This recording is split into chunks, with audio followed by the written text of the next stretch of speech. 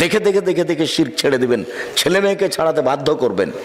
এদেশের জন্মগতি হচ্ছে শিরকের উপরে, এদেশের জন্ম স্বভাবই খারাপ। আপনাকে আমি বলিনি যে সৌদি আরবের একটা বাচ্চা, খুব দুষ্ট বাচ্চা, সাইকেলে চড়ে যাচ্ছে, যেতে যেতে একটা ইটে ধাক্কা খেয়ে উল্টে পড়ে গেছে। তখন ছেলেটা ছাল চামড়া উঠে গেছে, লাফ দিয়ে উঠে বলছে তাওয়াক্কালতু আলাল্লাহ, আমি আল্লাহর উপরে ভরসা করি। আর বগুড়া বাংলাদেশের একটা খুব দুষ্ট ছিল শয়তান, ও যাতে সাইকেলে চড়ে খুব জোরে যাচ্ছে, যেতে যেতে একটা ইঁটে ধাক্কা খেয়ে উল্টে পড়ে গেছে, ছাল চামড়া উঠে গেছে। ও লাফ দিয়ে উঠে বলছে অমুকের বাচ্চা অমুক ইট রেখেছে। আসসালামু আলাইকুম ওয়া রাহমাতুল্লাহ।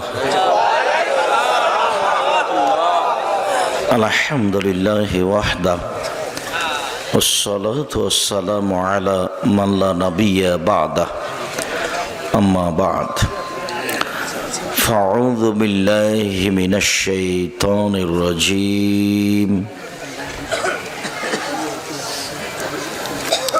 يا أيها الذين آمنوا قوا أنفسكم وأهليكم نارا عن أبي هريرة رضي الله تعالى عنه قال قال رسول الله صلى الله عليه وسلم كل مولود يولد على الفطرة فأبوه يهودانه ويمجسانه وينصرانه إلى آخر الحديث رواه البخاري ومسلم। সম্মানিত উপস্থিতি, প্রশংসা আল্লাহর জন্য, শান্তি অবতীর্ণ হোক আল্লাহ রাসূলের উপর সাল্লাল্লাহু আলাইহি ওয়াসাল্লাম। আজকের দিনী বৈঠকে সংক্ষিপ্ত সময় বক্তব্যের বিষয় পরিবার ও পারিবারিক জীবন। পরিবার ও পারিবারিক জীবন সম্পর্কে আমরা সাধারণত দুইটি অংশে আলোচনা করে থাকি। তার প্রথম অংশ হচ্ছে বিবাহ সংক্রান্ত, আর পরের অংশ হচ্ছে আহাল পরিবার, ছেলে মেয়ে নিয়ে কিভাবে জীবিকা নির্বাহ করা যায়। এই ছেলে, যে মহিলাদের যে এখানে কথা আসছে, ওরা কি আসলে কারোর সাথে তর্ক করছে না ঝগড়া করছে? মানে একটু শরম থাকা তো দরকার যে ওদের কণ্ঠটা এদিকে আসছে।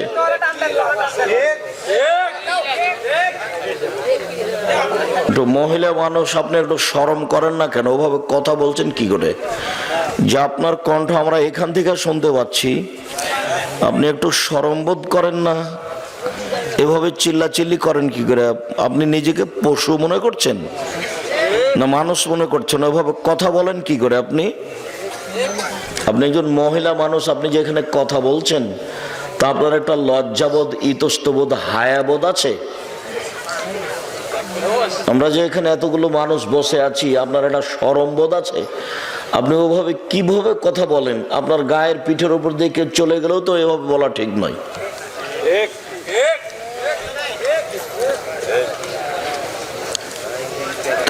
পরিবার ও পারিবারিক জীবনের আমরা প্রথম অংশ বিবাহ সংক্রান্ত কথা বলে থাকি। আল্লাহ তাআলা বলেন ফানকাহু মা তাবা লাকুম, পৃথিবীর মানুষ তোমরা বিবাহ করো তোমাদের পছন্দ মতো। আল্লাহ এই আদেশ করেছেন, এর অর্থ এই নয় যে যেসব মহিলা দেখতে অপছন্দ তারা বাকি থেকে যাবে, এ কথা নয়। মানে কেউ ভাগ্য ছাড়া দুনিয়াতে আসেনি। প্রত্যেকটা পুরুষ নারী যখন মায়ের পেটে ৪ মাস, সেদিনই তার রুজি, ভালো মন্দ, ভাগ্য, জাহান্নাম জান্নাত লিখে দেওয়া হয়েছে।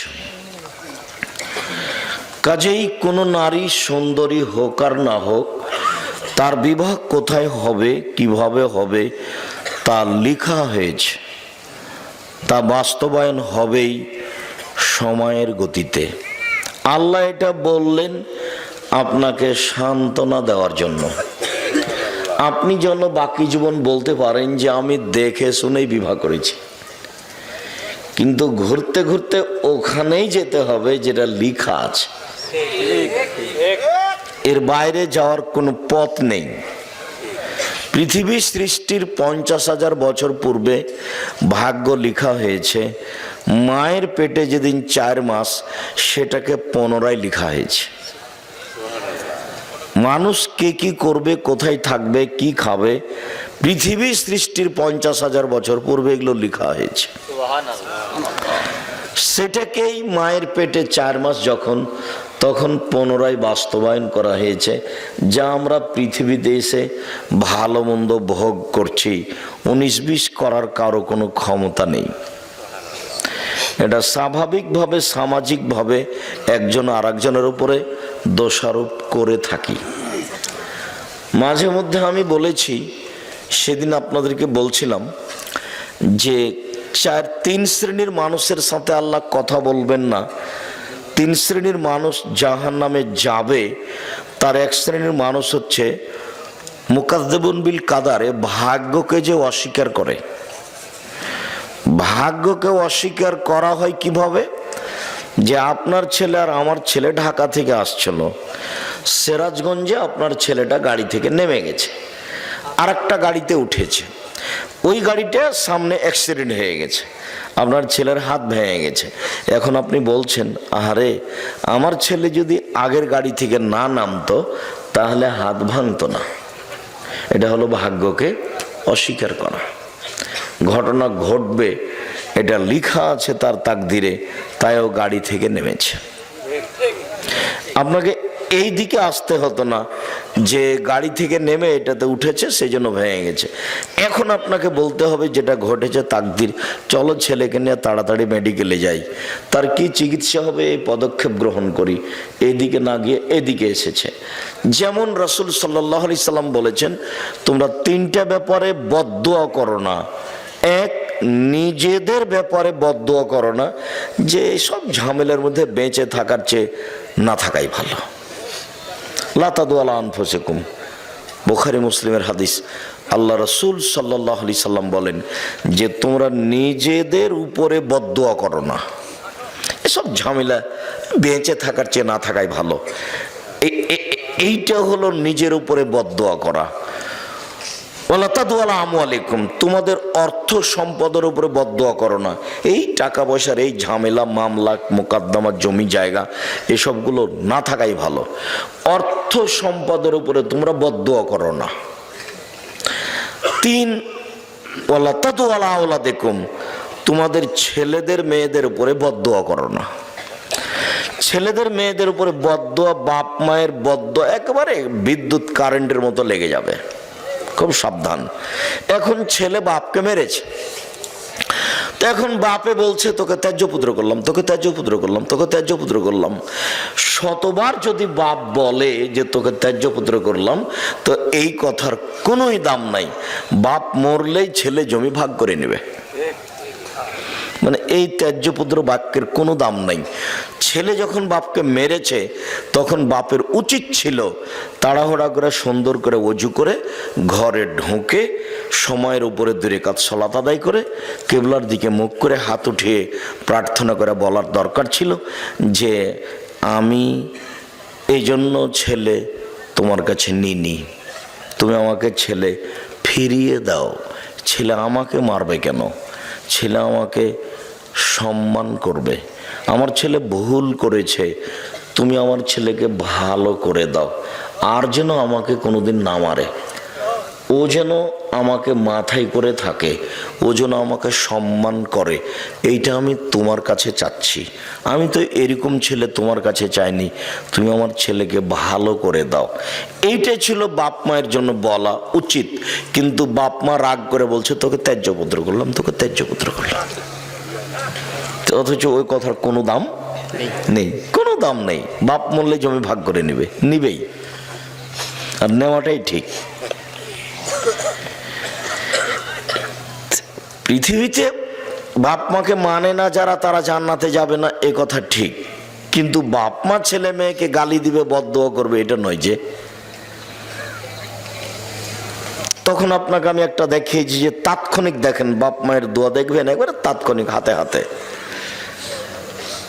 3 জন মানুষ বাল্য অবস্থায় 3টা বাচ্চা দুধ খাওয়া অবস্থায় কথা বলেছে। তার একজন হলেন ঈসা আলাইহিস সালাম, আর একজন হলো জোরায়েজের সপক্ষে একটি দুধের বাচ্চা। জোরায়েজ আজ থেকে নিয়ে হাজার হাজার বছর আগেকার লোক, বানি ইসরায়েলের কাহিনী, খুব বেশি ইবাদত করত। সে তার গির্জাঘরে ইবাদত করছিল। ফাজাত উম্মুহু, ইতিমধ্যে তার মা তার কাছে আসলো। ফাদাত, তার মা তাকে ডাকলো। তখন ও বলছে, আবু উসাল্লি আম উজিবহা, আমি এখন সলাত আদায় করব না মায়ের ডাকে সাড়া দেব? এইটুকু দেরি, ভাবতে ভাবতে একটু দেরি হয়ে গেছে যে কি করি, মায়ের ডাকে সাড়া দিব না সলাত আদায় করব, কি করি? একটু দেরি হয়ে গেছে। একটু দেরি হতেই মা খেপে গিয়ে বলছেন, আল্লাহুম্মা লা তুমি তাতুরিয়াহু জুহাল মুমেশাত, আল্লাহ তুমি এই ছেলের মরণ দিও না পতিতালয়ের মহিলার মুখ দেখা পর্যন্ত। এর জন্য একজন পতিতালয়ের মহিলার সাথে একটা সম্পর্ক, দুর্ঘটনা ঘটে যায়, তারপরে যেন ওর মরণ হয়। ও আমার সাথে কথা বলতে দেরি করলো কেন? মা ফিরেই যায়নি। ফাজাত হয়ে এমরাতুন ফাদাত, হঠাৎ একটা মহিলা এসে তাকে বলছে, তুমি আমার সাথে জেনায় লিপ্ত হও। ফাবা, জোরায়েজ অস্বীকার করলেন, ছি ছি ছি ছি ছি ছি, বলো কি তুমি? ফাতাতির রাইয়া, তখন ওই মহিলা একটা রাখালের কাছে আসলো। ফাম কানাথু, মহিলা রাখালকে চেপে ধরলো, জেনা করলো। ফাদাত গোলামান, এতে একটা বাচ্চা জন্ম নিল। কালত হুয়া মিন জোরায়েজ, মহিলা বলে দিল এই বাচ্চাটা হলো জোরায়েজের। বদনাম ছড়িয়ে গেল। ফাতাহু, জনগণ জোরায়েজের গির্জাঘরের কাছে আসলো। ফাকাসসারুহু, এসে তার গির্জাঘরকে একবারে ভেঙে চৌচির খান খান ধুলা ধুলা করে দিল। ওয়ানজালাহু, তাকে গির্জাঘর থেকে টেনে হেঁচড়ে রাস্তায় নামিয়ে দিল। ও সাব্বুহু, যার যা ভাষাতে কুলালো সে তার ভাষায় গালি দিল। অনেক নির্যাতিত হওয়ার পরে ফাকামা, জোরায়েজ দাঁড়ালো। অতাওয়াদ্দা, অজু করলো। অসল্লা রাকাতাইন, 2 রাকাত সালাত আদায় করলো। 2 রাকাত সালাত আদায় করার পরে ফাআতাল গোলামা, ওই দুধের বাচ্চার কাছে আসলো। দুধের বাচ্চাকে বললো, মানাবুকা, বলো তো দুধের বাচ্চা তোমার বাপকে? তখন দুধের বাচ্চা বলছে, আবিয়ার রাই, আমার বাপ হচ্ছে রাখাল, ছাগলের রাখাল। দেখেন দুধের বাচ্চা কথা বলছে, আমার বাপ হচ্ছে গরু ছাগলের রাখাল। তখন গ্রামবাসী বলছে, নাবনি সওমাতাকা বিদ্যা হবে, তোমার এই গির্জা ঘরটাকে আমরা স্বর্ণ দিয়ে বানিয়ে দেব, যারা ভেঙে ফেলেছে। তখন জোরায়েজ বলছে, লা ইল্লা বিত্তিন, না না না না না, আমার গির্জাঘর স্বর্ণ দিয়ে বানাতে হবে না, আমারটা বানাতে হবে মাটি দিয়ে। মুসলিম। এখানে যে কথাটা বলতে চেয়েছি সেটা হলো এই যে এ দেখেন বাপ মায়ের বদদোয়া, হাতে হাতে কি একটা দুর্ঘটনা ঘটে গেল। বলেও কখনো বাপ মায়ের জন্য বদদোয়া, ছেলে মেয়ের জন্য বদদোয়া করবেন না। সম্মানিত দিনী ভাই বোন, আপনাদেরকে আমরা জোরালো অনুরোধ জানাচ্ছি, আপনারা যে যেখানে আছেন সুন্দরভাবে বসে থেকে ভদ্রতা বজায় রেখে গুরুত্বপূর্ণ আলোচনা শোনার জন্য প্রাণপণে চেষ্টা করুন। এই সময়ে কেউ দোকানপাটে থাকবেন না, আমার এটা জোরালো অনুরোধ। আমি এসেছি কষ্ট করে, একটা দিন বের করতে কত সময় লাগে, কত বছর কেটে যায়, আর এইভাবে আমি আসলাম এত কষ্ট ক্লেশের পরে, আর আপনি এখন দোকানে বসে চা খাবেন, এটা ঘৃণিত কাজ। এই সময় আমি পছন্দ করি না।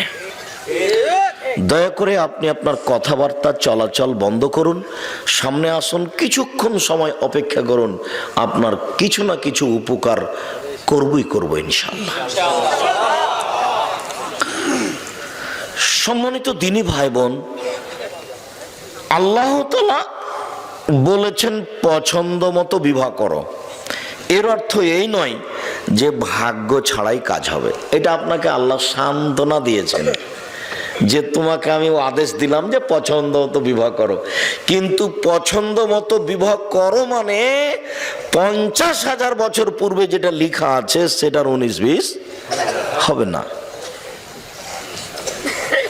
কাজেই ছেলের বিরুদ্ধে বদদোয়া করবেন না। ছেলে মেরেছে, ভুল করেছে, আপনি পাল্টা আল্লাহর কাছে হাত তুলে দোয়া করেন, আল্লাহ আমার ছেলে আমাকে মেরে ভুল করেছে, তুই আমার ছেলেটাকে ভালো করে দাও। ওজনে এসে আমার পা ধরে বলে, আব্বা ভুল হয়েছে, আমাকে মাফ করেন। আর এরপর থেকে সবসময় যেন আমাকে শ্রদ্ধা দেখিয়ে চলে। আল্লাহ তাআলা বলছেন, ফানকিহুহুন্না বিইজনি আহলিহিন্না, তোমরা মেয়েদেরকে বিবাহ করো তার অভিভাবক মালিককে বলে, বাপকে বলে। এটা আল্লাহর জোরালো আদেশ। এই আয়াতের ভিত্তিতে আমাদের নবী মুহাম্মদ সাল্লাল্লাহু আলাইহি সাল্লাম বলেছেন, আইয়ু ইমরাতিন নাকাহাত বেগাইরে ইজনে ওয়ালিহা, যে কোনো মেয়ে যদি বাপের অনুমতি ছাড়া বিবাহ বসে, ফানিকাহুহা বাতিল, ফানিকাহুহা বাতিল, ফানিকাহুহা বাতিল, ওই বিবাহ বাতিল, ওই বিবাহ বাতিল, ওই বিবাহ বাতিল, কোর্টের বিবাহ বাতিল। কিয়ামত পর্যন্ত সময় থাকলে কোনো মায়ের বেটা কথা এইভাবে উল্টে ধরতে পারবে না। যদি ধরে তাহলে বলবে যে আমাদের ফেকাতে লেখা আছে, এইভাবে বলতে হবে। যে কোনো মেয়েকে যদি বলে এটা আমার বউ, দুইজন সাক্ষী, বিবাহ হয়ে গেছে, এটা লেখা আছে ফেকাতে। কিন্তু আল্লাহর নবী মুহাম্মদ সাল্লাল্লাহু আলাইহি সাল্লাম বলেছেন, বাপকে না বলে যদি বিবাহ করে তাহলে সে বিবাহ বাতিল, সে বিবাহ বাতিল, সে বিবাহ বাতিল। কথাটি আল্লাহর নবী 3 বার বলেছেন জোর দিয়ে, তবুও হুজুর বলছেন যে চলবে। কি করবেন, করেন, কিছু করার আছে? কোনো পথ নেই। যদি আপনার মেয়ে 7 ছেলের মা হয় তবে ওই বিবাহ হয়নি, আবার বিবাহ পড়াতেই হবে। কোনো পথ নাই, যেহেতু বিবাহ বাতিল। শুধু তাই নয়, রাসূল সাল্লাল্লাহু আলাইহি সাল্লাম বলছেন, লা তুজাব্বিজুল মারাতু আল মারাতা, একজন মহিলা আর একজন মহিলার বিবাহ দিতে পারে না, নিজে বিবাহ বসতে পারে না, বিবাহ দিতে পারে না। ফুফুতে বলছে ভাতিজিকে, ভাইয়ের মেয়েকে, যে তোর আব্বা তো অমুক ছেলের সাথে বিবাহ দিবে না, তুই চলে আয় আমার বাসায়, আমি বিবাহ দিয়ে দিচ্ছি। ওর ফুফু কখন কখন পুরুষ মানুষ হয়ে গেছে, খালাতে বলছে এই কথা যে তোর বাপ তো বিবাহ দিবে না, তুই আমার বাড়ি চলেই, আমি বিবাহ দিয়ে দিচ্ছি। খালা এখন দায়িত্বশীল হয়ে বিবাহ দিয়ে দিচ্ছে বোনের মেয়ের। কত সাহস খালার! কথাটা ওইরকমই হয়ে গেল যে ওই যে মাঝে মধ্যে আপনাদের সামনে বলতে থাকি যে ঢাকা হাজি ক্যাম্পে পৌঁছিলাম, তখন দেখছি একজন মাওলানা সাহেব অনেক বড় পাগড়ি মাথায় বেঁধে বলছেন, আপনারা বলেন লব্বাইক আল্লাহুম্মা লব্বাইক, লব্বাইক লা শারীকা লাক লব্বাইক, ইন্নাল হামদা ওয়ান নি'মাতা লাকা ওয়াল মুলক লা শারীকা লাক। আল্লাহ তোমার দরবারে উপস্থিত, আমি তোমার দরবারে উপস্থিত, প্রশংসা তোমার, অনুগ্রহ তোমার, রাজত্ব তোমার, কোনো শরীক নাই তোমার। এই দোয়া পড়াচ্ছে। তা আমি বলছি, ইমাম সাহেব এটা এখানে বলাচ্ছেন কেন? এটা তো ইয়ালামলামে বলতে হবে। বিমান জিদ্দায় নামার 15-20 মিনিট পূর্বে বৈমানিকের পক্ষ থেকে বলা হবে আপনারা এহরাম বাঁধুন, তালবিয়া পড়ুন। তখন আপনার মুসাইল লোকেরা বলবে লাব্বাইক উমরাতান, আমি উমরার জন্য উপস্থিত, লাব্বাইক আল্লাহুম্মা লাব্বাইক, লাব্বাইক লা শারীকা লাক লাব্বাইক, ইন্নাল হামদা ওয়ান নি'মাতা লাকা ওয়াল মুলক লা শারীকা লাক। তো আপনি এখানে বলছেন যে, তখন আমাকে বলছে যে বাড়ি থেকে বললে হবে যে মোহাম্মদ সাল্লাল্লাহু আলাইহি সাল্লাম বলেছেন ইয়ালামলাম, মোহাম্মদ সাল্লাল্লাহু আলাইহি সাল্লাম মানতে হবে, ঠেকা বাঁধেছে, আমি মানুষ নয়, আমারটাও চলে। তো বাড়ি থেকে বলছে চলে, তো যার যেখানে মন সে সেখানে বলুক যে চলবে। যেহেতু মোহাম্মদ সাল্লাল্লাহু আলাইহি সাল্লাম দিয়ে কাজ হলো না, সবারটাই যখন চলবে তো ঠিকই আছে, যার যেখানে প্রয়োজন হবে সে সেখানে এহরাম বাঁধবে। মোহাম্মদ সাল্লাল্লাহু আলাইহি সাল্লাম দিয়ে তার হলো না, তো ঠিকই মোহাম্মদ সাল্লাল্লাহু আলাইহি সাল্লাম নাকচ করে দিয়েছেন যে বাপ ছাড়া বিবাহ হবে না। এখন খালা বলছে যে ওটা মোহাম্মদ সাল্লাল্লাহু আলাইহি সাল্লাম বলেছেন, আমি তো খালা, আমি পারবো না, খালা বিবাহ দিয়েছে। আল্লাহ বলছেন যে মেয়ের অভিভাবককে বলে বিবাহ করো। তারপরের বাক্যে বলছেন অতহুন্না উজুরাহুন্না বিল মারুফ, ভালোভাবে মোহরটা দিয়ে দাও। বাকি মোহরে বিবাহ জায়েজ, কিন্তু মোহর দেওয়া লাগবে না, এটা কোথায়? মরার সময়তে বলছে যে 10 কাঠা জমি তোমাকে দিয়ে দিলাম। এগুলো নয়। মোহর নগদ দেন আর 10 দিন পরে দেন, তাড়াতাড়ি দেন। যদি এবার আপনাদের বলছি, এই ছেলেরা শোনো, তোমার বাপ যদি মোহর না দিয়ে মারা যায়, তাহলে তোমার বাপের পক্ষ থেকে তোমাকে তোমার মাকে মোহর দিতে হবে। এটা তোমার বাপের ঋণ, কর্জ বাকি থেকে গেছে। তোমরা যদি তোমার বাপের মোহর তোমার মাকে না দাও, তাহলে বিচারের মাঠে তোমার মা তোমার বাপের নেকি নিয়ে নেবে। কোনো পথ নেই বিচারের মাঠে। তখন তো আর বাপ তোমার টাকা পাবে না। তোমার বাপ বিচারের মাঠে টাকা পাবে? টাকা পাবে না। তোমার মার হাত ধরে ক্ষমা নিলে হবে? ওখানে বিচারের মাঠে হাত ধরে ক্ষমা চলে না। তাহলে কিভাবে বিচার হবে? বিচার হলো নেকি দিয়ে বোঝাতে হবে যে নেকি যে নেই, তো বলছে ওই পরিমাণ পাপ নিয়ে নিতে হবে। বিচার এইভাবেই রাসূল সাল্লাল্লাহু আলাইহি ওয়াসাল্লাম সমাধা করে দিয়ে গেছেন যে বিচারের মাঠের বিচার এইভাবে হবে। আপনাকে আমি একটা থাপ্পড় মেরেছি, রিক্সাওয়ালা আপনি, তো এখন বিচারের মাঠে আপনার তো আমি হাত ধরে ক্ষমা নিনি, এখন কিয়ামতের মাঠে উপস্থিত, তো রিক্সাওয়ালা বলছে আমাকে থাপ্পড় মেরেছে, এখন আমি কি দিয়ে পরিশোধ করব? এখন তো আর বলতে পারছি না রিক্সাওয়ালাকে, ভাই আমার ভুল হয়েছে, তুমি মাফ করো। এটাও তো চলে না। কি করতে হবে? এখন রিক্সাওয়ালা আমার নেকি নিয়ে নিবে, তা আমার নেকি নেই, তো রিক্সাওয়ালার কিছু পাপ আছে, তো ওই নেকি পরিমাণ পাপ ওরটা আমি নিয়ে নিব। এটা হলো বিচার। হাদিস বুখারী মুসলিম। মোহর দিতে বাধ্য। যদি শেষ পর্যন্ত তুমিও না দাও তোমার বাপের মোহর, তাহলে বিচারের মাঠে তোমার মা তোমার বাপের নেকি নিয়ে নেবে। আল্লাহ বলছেন টাকা দিয়ে বিবাহ করো, আর তোমরা, এটা বগুড়া, তো বগুড়া, জয়পুরহাট, লালমিরহাট, নীলফামারী, কুড়িগ্রাম, পঞ্চগড়, ঠাকুরগাঁ, জয়পুরহাট, এইসব ডিস্ট্রিক্টের মানুষ প্রায় বেশিরভাগই আমার জানা অনুপাতে শ্বশুরের কাছে টাকা নেই, যৌতুক। তা আল্লাহ বলছেন যে টাকা দিয়ে বিবাহ করো, মানে মোহর দিয়ে। সেখানে টাকা নিয়ে বিবাহ করা একেবারেই হারাম, টোটালি হারাম, সম্পূর্ণরূপে হারাম। যে বাক্যটা আপনার খুব ভালোভাবে জানা আছে যে আব্দুর রাজ্জাক সাহেব বলেছেন, ভিক্ষা করা টাকা দিয়ে চাউল কিনে ভাত খেয়ে ইবাদত কবুল হবে, কিন্তু যৌতুকের টাকা দিয়ে শ্বশুরের কাছ থেকে টাকা নিয়ে ওই টাকা দিয়ে চাউল কিনে ভাত খেয়ে ইবাদত কবুল হবে না। এই ফতোয়া উল্টিয়ে ধরার কোনো পথ নেই, এভাবেই থাকবে কিয়ামত পর্যন্ত। শ্বশুরের কাছে টাকা নেওয়ার কোনো পথ নেই। আর কোরআন হাদিস চিন্তা ভাবনা করে বুঝা যায় না যে বিবাহতে মেয়ের বাপের 2-1 টাকা খরচ হবে, এটা বোঝা যায় না। 2-1 টাকা খরচের কোনো পথ দেখা যায় না।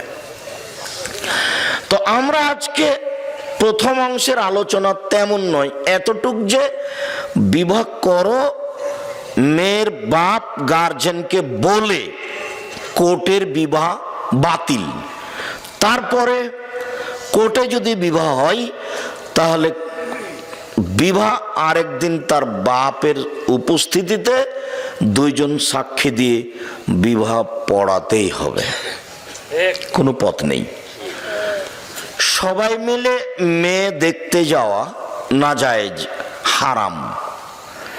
বিবাহ নির্ধারণ হওয়ার পরে থোবড়া বা মেয়েদের গীত গাওয়া বা হলুদ মাখা জায়েজ, তবে এইভাবে নয়। আর হলুদ মাখার কোনো বিধান কোরআন হাদিসে নেই, তো হলুদ মাখা হারামও নয়। হলুদ মাখতে পারে কেউ, কিন্তু হলুদ তার ভাবেই মাখাবে এটা হতে পারে না। তাহলে বিবাহের সূচনাতেই জেনা। হলুদ তার খালাতো বোন, মামাতো বোন, চাচাতো বোন মাখাবে, তাহলে বিবাহের সূচনাতেই জেনা। একজন মহিলাই আর একজন মহিলার গায়ে হাত লাগিয়ে হলুদ মাখাতে পারে না, তো একজন পুরুষ যুবক পুরুষের গায়ে হাত লাগিয়ে ভাবি, খালাতো বোন, মামাতো বোন কি করে হলুদ মাখাতে পারে? এর চেয়ে নোংরা, ন্যাক্কারজনক, জঘন্য, বর্বর কাজ আর কি হতে পারে? আমি এখানে যেটা বলেছি সেটা আপাতত বগুড়ার কোনো খবর আমার জানা নাই, যদিও বগুড়াতে বিবাহ শাদী আমাদের পরিবারেরও হয়েছে, কিন্তু আমি গাইবান্ধার বাস্তবে একটা দেখেছি, গীত শেখানো আছে, কিন্তু চাঁপাইনবাবগঞ্জের সাথে একটা অবাক অমিল। সেটা হলো গাইবান্ধায় দেখেছি, রংপুরে দেখেছি যে বিবাহ পড়ানোর জন্য ভিতরে গেছে কয়েকজন। মেয়ের কাছে বিবাহ পড়ানো না যায়, হারাম, মেয়ের কাছে বিবাহ পড়াতে হবে না। মেয়ের কাছে বিবাহ রাজশাহী চাঁপাইনবাবগঞ্জেও পড়াই। ওখানে গিয়ে বলে অমুক নিবাসী অমুক এত টাকা নগদ এত টাকা বাকিতে তোমাকে বিবাহ করতে এসেছে, তুমি তাকে স্বামী সত্ত্বে কবুল করো। তখনও বলে কবুল করলাম। ওখানে 3 বার কবুল করার পরে এই মৌলানা সাহেব আর এই 4-5 জন লোক এই বরযাত্রী যেখানে আছে সেখানে এসে দাঁড়ায় সালাম দিয়ে। তখন বসে থাকা লোকগুলো বলে আপনারা কে? তখন ওরা বলে যে আমরা এই বিবাহের উকিল। তখন বসে থাকা লোকগুলি বলে যে মেয়ে কি কবুল করেছে? তখন দাঁড়িয়ে থাকা লোকগুলি বলে কবুল করেছে। তখন বসে থাকা লোকগুলি বলে যে তাহলে বসেন। তখন তারা বসে।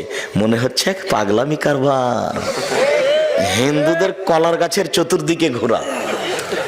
বিবাহের সময় হিন্দুদের কলার গাছের চতুর্দিকে ঘুরে, ঠিক এরকমই মনে হচ্ছে।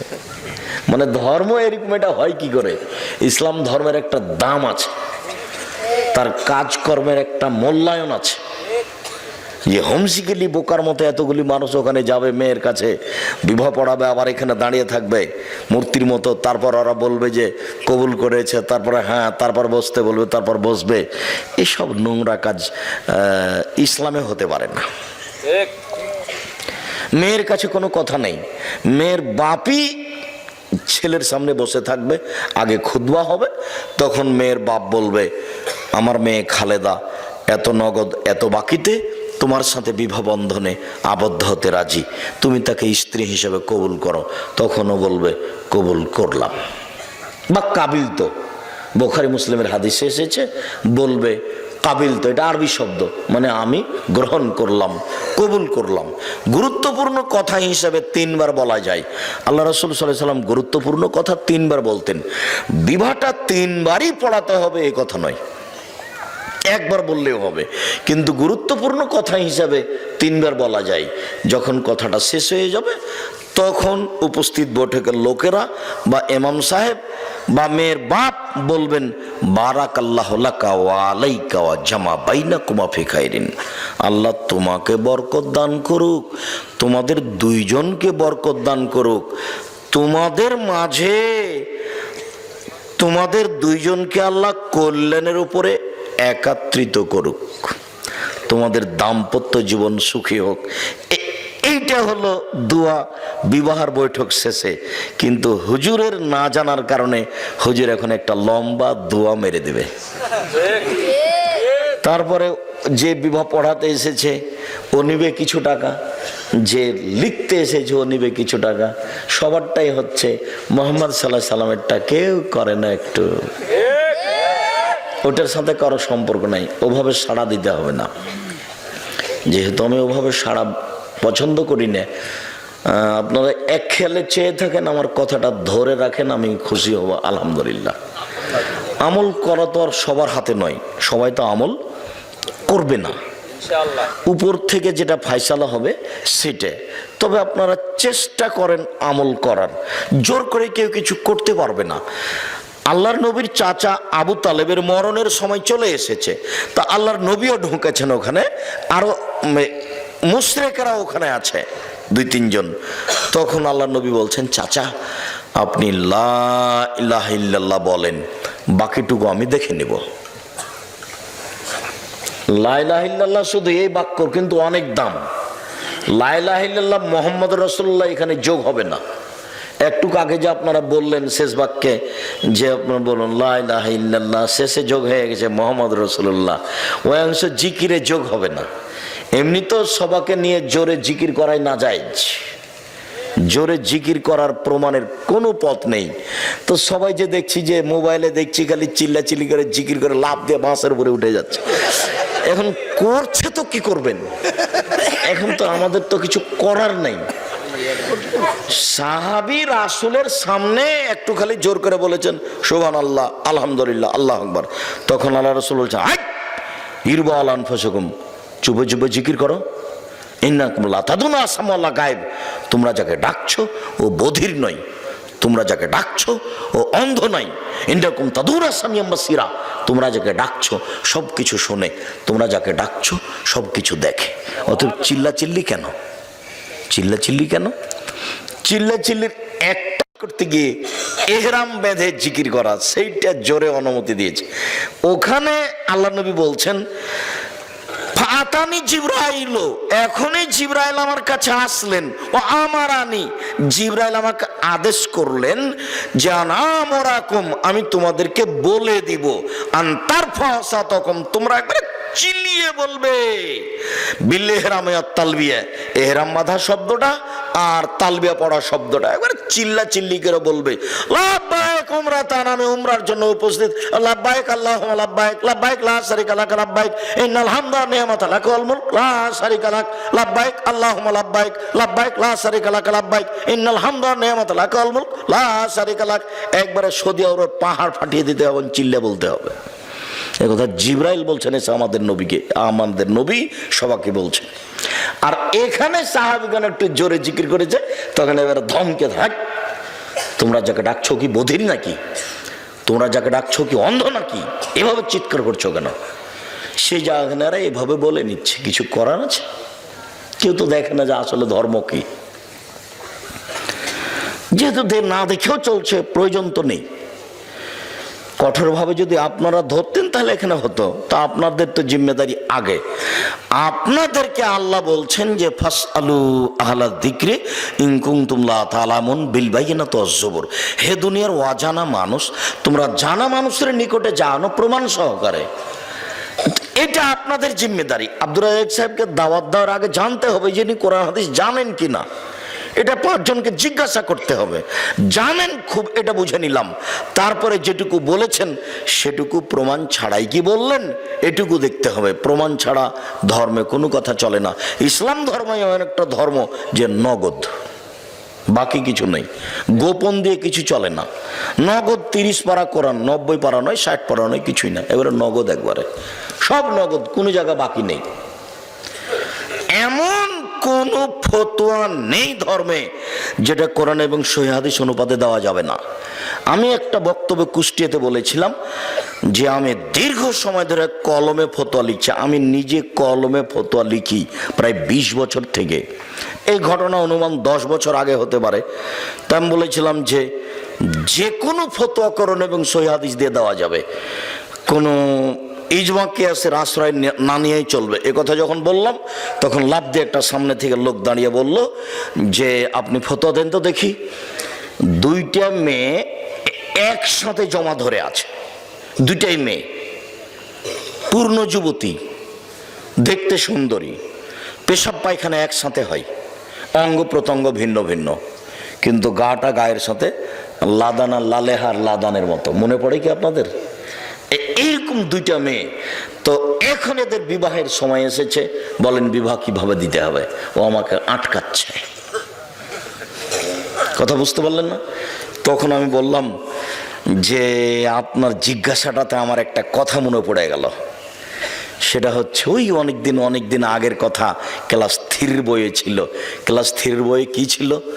মোল্লা দোপেজি, বাদশা বলছে, মোল্লা দোপেজি জি জাহাপনা, আকাশের দিকে লক্ষ্য করুন তো। করলাম জাহাপনা। কিছু দেখলেন কি? না তেমন তো কিছু দেখিনি। 2টা কাক উড়ে গেল, দেখেননি? হ্যাঁ তা তো দেখলাম। এইবার বলেন এ দেশে কতটি কাক আছে? 9,09,999। যদি কম হয় তাহলে বেড়াতে গেছে, আর যদি বেশি হয় বেড়াতে এসেছে। মাপে তো আর হিসাব করেনি পৃথিবীতে। আচ্ছা আচ্ছা, ঠিক ঠিক ঠিক ঠিক। আচ্ছা মোল্লা দোপেজি, ওইটা কি? ওইটা চৌবাচ্চা জাহাপনা। বলতে পারো তুমি চৌবাচ্চায় কত পেয়ালা পানি আছে? যদি বলতে না পারো তাহলে তোমার গর্দান যাবে। তা যাক জাহাপনা, তবে প্রশ্ন একদম সোজা, একদম সহজ। পেয়ালা যদি চৌবাচ্চার সমান হয় 1 পেয়ালা, যদি অর্ধেক হয় 2 পেয়ালা, 4 ভাগে 4 পেয়ালা, 8 ভাগের ভাগে 8 পেয়ালা, 16 ভাগের ভাগে 16 পেয়ালা।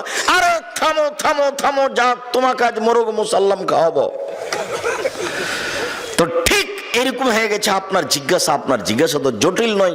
আল্লাহ বলেছেন লা ইউকাল্লিফুল্লাহু নাফসান ইল্লা উসাহা। মানুষ যেটা করতে পারবে না এরকম বিধান আল্লাহ মানুষের উপরে চাপাবেন না।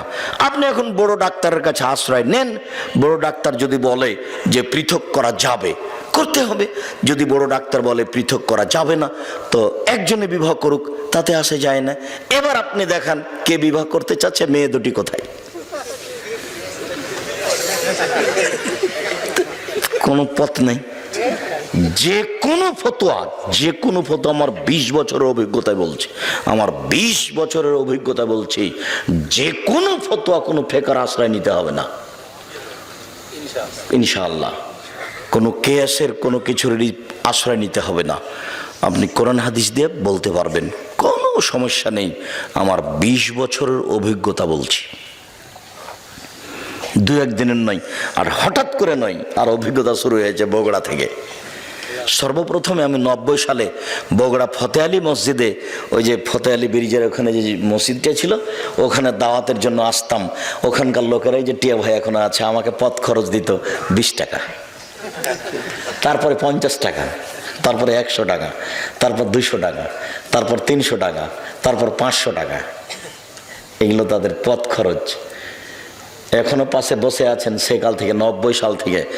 যদি কোনোদিন আমার মুখের চোখটা একটু দুর্বল হয়েছে টাকা কম দেখে, এটা প্রমাণ যদি করে দিতে পারেন, আমি জাতির সামনে কোনোদিন বক্তব্য দেব না। একটু কেমন কেমন লাগলো আব্দুর রাজ্জাক সাহেবকে দেখে। টাকা তো কম দিলাম, তো মনে হলো মুখটা যেন কেমন কেমন মনে হলো। এটা প্রমাণ করতে পারলেন। একবারে সূচনা থেকে তারা আছেন, একেবারে সূচনা থেকে। সর্বপ্রথম যখন এসেছি বগুড়ায়, আল্লাহর কসম, আপনাকে আমি ফাঁকি দিতে আসিনি। আমার বুঝ অনুযায়ী আমি কোরআন এবং সহিহ হাদিসের কথা বলে থাকি, বলবো ইনশাআল্লাহ। সম্মানিত দিনী ভাই বোন, আরেকটু জরুরি কথা যে বিবাহের এইসব নিয়ম নীতির পরে, বিবাহ পড়ানোর পরে বর কনেকে নিয়ে যেসব কিছু করা হয় বরের বাড়িতে কনের বাড়িতে, এগুলো সব হারাম। বিবাহ পড়ানোর পরে একটা কাজ আছে, সেটা অলিমা। এটা মেয়ে ছেলের বাপের বাড়িতে হবে। আর অলিমাতে শুধু ধনী মানুষকে যদি দাওয়াত দেওয়া হয়, গরিব নিঃস্ব ফকিরকে বাদ দেওয়া হয়, তাহলে ওই খাদ্য ড্রেনে ফেলে দিতে হবে, কুকুরে খাবে। কেন আব্দুর রাজ্জাক এভাবে বললেন কেন? আল্লাহ নবী বলেছেন আশারত আমিন, সবচেয়ে নিকৃষ্ট খারাপ খাদ্য ওই খাদ্য যেই খাদ্যে শুধু ধনীদের দাওয়াত দেওয়া হয়েছে, গরিবদের দেওয়া হয়নি। তাহলে এবার যে কয়েক দেগ ভাত রান্না করা হয়েছে গরুর গোশত দিয়ে, এই ভাতটা এখন কেমন ভাত বলেন তো দেখি? সবচেয়ে খারাপ, সবচেয়ে নিকৃষ্ট। এ কথা আমি বলিনি, এ কথা মুহাম্মদ সাল্লাল্লাহু আলাইহি ওয়াসাল্লাম বলেছেন। দেখকে একবার উল্টিয়ে ফেলে দিতে হবে ট্রেনে, কুকুরে খাবে ভাত, মানুষ খাবে না। কেন? এতে কাকে দাওয়াত দেওয়া হয়েছে? শুধু চিনে চিনে ধনীকে দাওয়াত দেওয়া হয়েছে। অতএব এই খাদ্য হারাম, এ কথা আমি বলিনি, এ কথা মুহাম্মদ সাল্লাল্লাহু আলাইহি ওয়াসাল্লাম বলেছেন। আর দুয়াটার ওখানে আছে বরকত। বরকনের ভিতরে বরকত কি আছে? বরকতের কথাটা আপনাকে মাঝে মধ্যেই বলে থাকি। এই জন্যই বলে থাকি যে আপনার স্ত্রী, আপনার মা, দুইজনই সংসার পরিচালনা বুঝে না। ভাতে চাউল দিতে গিয়ে 2টা চাউল পড়ে গেছে, সেটা তুলে যে পাতিলে দিতে হবে সেটা তার বিবেচনাতে নেই। বাড়ির বরকত বুঝে না। দেখেন তো, বরকত যেভাবে আল্লাহ রাসূল বলছেন, মানুষের মধ্যে বরকত আছে, টেবিলটার মধ্যে বরকত আছে, এই বোতলটার পানিটার মধ্যে বরকত আছে। কিভাবে এগুলো আব্দুর রাজ্জাক সাহেব? টেবিলের বরকত বুঝতে পারলেন না? আজকে সন্ধ্যার সময় টেবিলটা করা হয়েছে, এমন এক জায়গাতে ঘরে রেখেছেন যে উপর থেকে বস্তা পড়ে টেবিলটা ভেঙে গেল, একদিনই শেষ। আর একটা টেবিল আপনাদের বাড়িতে আছে, আপনার দাদার করা, এখনো আছে। তার মানে ওই টেবিলটাতে বরকত আছে, এটাতে বরকত নেই। আল্লাহ রাসূলের সামনে যখন কোনো নতুন ফল দেওয়া হতো তখন তিনি বলতেন, আল্লাহুম্মা বারিক লানা ফি সামারিনা ওয়া সায়না ওয়া মুদ্দিনা ওয়া শাহরিনা। আল্লাহ তুমি আমাদের ফলে বরকত দাও, আমাদের শহরে বরকত দাও, আমাদের ওজনে বরকত দাও, আমাদের জিনিসপাতিতে বরকত দাও। রুজি ভিন্ন জিনিস, বরকত ভিন্ন জিনিস। রুজি ভিন্ন জিনিস, বরকত ভিন্ন জিনিস। খুতবা শেষে বিবাহ পড়ানোর পরে প্রথম বাক্যটাই বললেন, আল্লাহুম্মা বারিক বারাকাল্লাহু লাকা ওয়া আলাইকুমা। আল্লাহ বরকত তোমাকে দেখ, তোমাদের দুইজনকে দেখ, আর তোমাদের দুইজনকে আল্লাহ কল্যাণের উপরে একাত্রিত করুক। ধর্মের সাথে কারো ভালো সম্পর্ক নেই, কেননা ধর্ম কেউ বুঝে না। যারা প্রচার করছে তারাও বুঝে না, যারা বলছে তারাও বুঝে না। এখানে যিনি ওনার নাম কি, কাজী, কাজীর খাতাতে 4 জন সাক্ষী লাগবে। এই খাতা ফেলে দিতে হবে, এই খাতা চলবে না। বিবাহের জন্য 4 জন সাক্ষী লাগে না, কয়জন লাগে? 2 জন। এখানে আবার ভাগ করে নিয়েছে, মেয়ের পক্ষ থেকে 2 জন, ছেলের পক্ষ থেকে 2 জন। তার মানে সূচনাতে গন্ডগোল। আল্লাহ নবী এ কথা বলেননি। আল্লাহ নবী মুহাম্মদ সাল্লাল্লাহু আলাইহি ওয়াসাল্লাম বলেছেন যে একটা বিবাহ জায়েজ হওয়ার জন্য কয়জন সাক্ষী লাগে? 2 জন। ও পুরুষের পক্ষে না মহিলার পক্ষে, এই কথা তিনি বলেননি। তিনি বলেছেন লা নিকাহ ইল্লা বি শাহিদাইনে, 2 জন সাক্ষী ছাড়া বিবাহ হয় না। ওয়ালা নিকাহ ইল্লা বি ওয়ালিন, অভিভাবক ছাড়া বিবাহ হয় না। 2 জন সাক্ষী ছাড়া বিবাহ হয় না। 1 জন অভিভাবক ছাড়া বিবাহ হয় না। উকিল বাপ হারাম। নোয়াখালী, কুমিল্লা, পটুয়াখালী, সিলেট, চট্টগ্রাম, ওইসব ডিস্ট্রিক্টে উকিল বাপই বাপ, ওর সাথে মরা পর্যন্ত জামাই মেয়ে সম্পর্ক রাখে। উকিল বাপকে ডেকে নিয়ে আসে, দাওয়াত খায়। যতদিন পর্যন্ত উকিল বাপ বেঁচে আছে ততদিন পর্যন্ত নিজের বাপের চেয়ে দামি মানুষ কে? উকিল বাপ। কথা বুঝতে পারলেন না মনে হয়? উকিল বাপ ধর্ম বাপ নয়। বিবাহের দিন যাকে উকিল করা হয় গার্জেন হিসেবে, জি, উকিল বাপই হারাম। বাপ বেঁচে থাকাকালীন উকিল বাপ চলবে না, বাপই তো উকিল। এটা আরবি শব্দ, যার হাতে বিবাহটা সমর্পণ করা হয়েছে। তো আল্লাহর নবী বলছেন যে বিবাহ সমর্পণ করা আছে বাপের হাতে। তো বাপকে বাদ দিয়ে জ্যাঠো কি করে এখানে উকিল হয়ে গেলেন? গ্রামের মলক কি করে উকিল হয়ে গেলেন?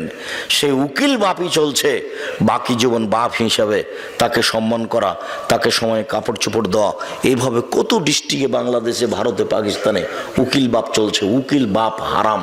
বিবাহে কোনো উকিল বাপ ঢুকতে পাবে না। বিবাহের পরে যেটা সেটা অলিমা। এরপরে ছেলে মেয়ে জন্ম নিল, তাদের ব্যাপারে চিন্তা ভাবনা। আমরা আপাতত প্রথম অংশ শেষ করলাম। এভাবেই 2-1টা টানা কথা বলে আমি কথাতে, যেহেতু বগুড়ার খবর জানা নেই, কাজে আমি চাঁপাইনবাবগঞ্জের ভাষার কথা বলে থাকি, চাঁপাইনবাবগঞ্জের গতির কথা বলে থাকি, যে রাজশাহী চাঁপাইনবাবগঞ্জে বিবাহের শুরু থেকে এমন কোনো কাজ নাই যেটা জায়েজ। একটা কাজও জায়েজ নয়, সবই হারাম। ওইভাবেই বিবাহ চলছে শুরু থেকে নিয়ে শেষ পর্যন্ত। একটা কাজও জায়েজ নয় বিবাহের, সবই হারাম। এই এলাকা তো হতে পারে যে শুরু থেকে নিয়ে শেষ পর্যন্ত একটাও জায়েজ নয়, সবই হারাম। এইবার পারিবারিক জীবন, স্বামী স্ত্রী সংসার। রাদিয়াল্লাহু তাআলা আনহা বলেন যে আমার বান্ধবীদেরকে নিয়ে আমি দোলনায় খেলাচ্ছিলাম, আমার মা ডাকলেন আয়েশা, আমি দৌড়িয়ে আসলাম।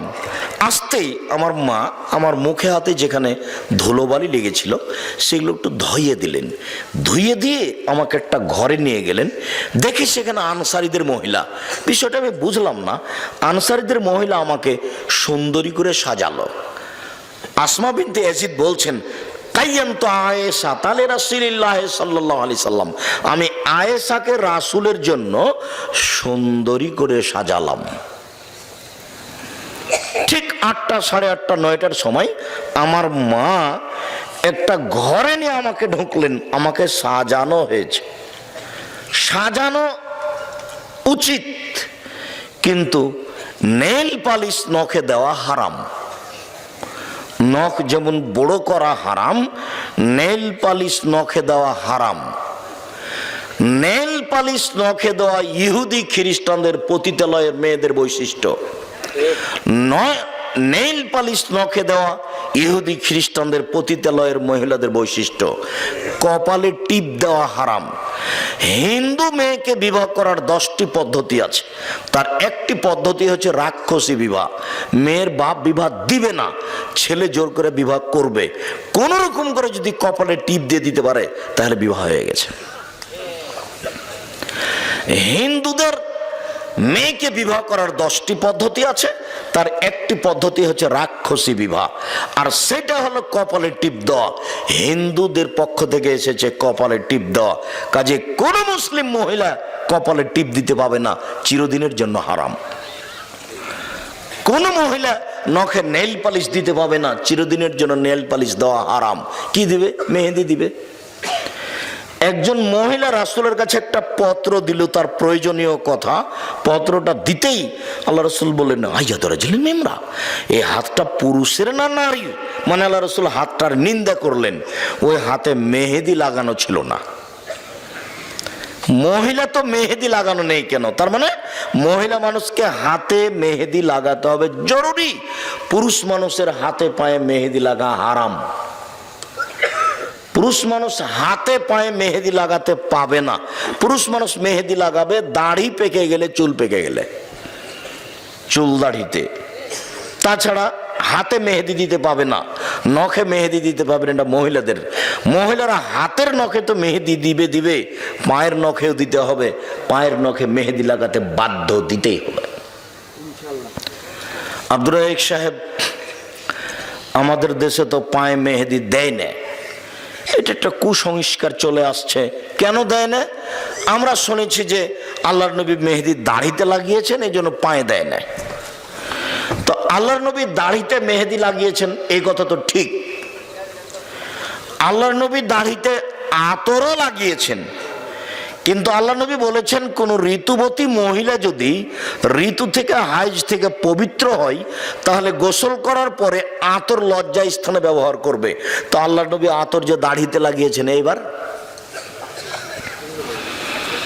যেই নবী দাড়িতে আতর লাগালেন সেই নবী বলছেন যে মহিলারা যখন ঋতু থেকে, হাইজ থেকে গোসল করে পবিত্র হবে, তখন তারা লজ্জা স্থানে আতর ব্যবহার করবে। তাহলে আতর ব্যবহার করার কারণে আতর কোরআন মাজিদ হয়ে যায়নি, পবিত্র হয়ে যায়নি, কাজটা হলো সুন্নাত। কথাটা বুঝতে পারেননি? এটা তো এরকম হয়ে গেল যে আমাদের পীর সাহেবের বাড়ি এইদিকে, সেই জন্য আমরা ওইদিকে পা করে হাঁটি না।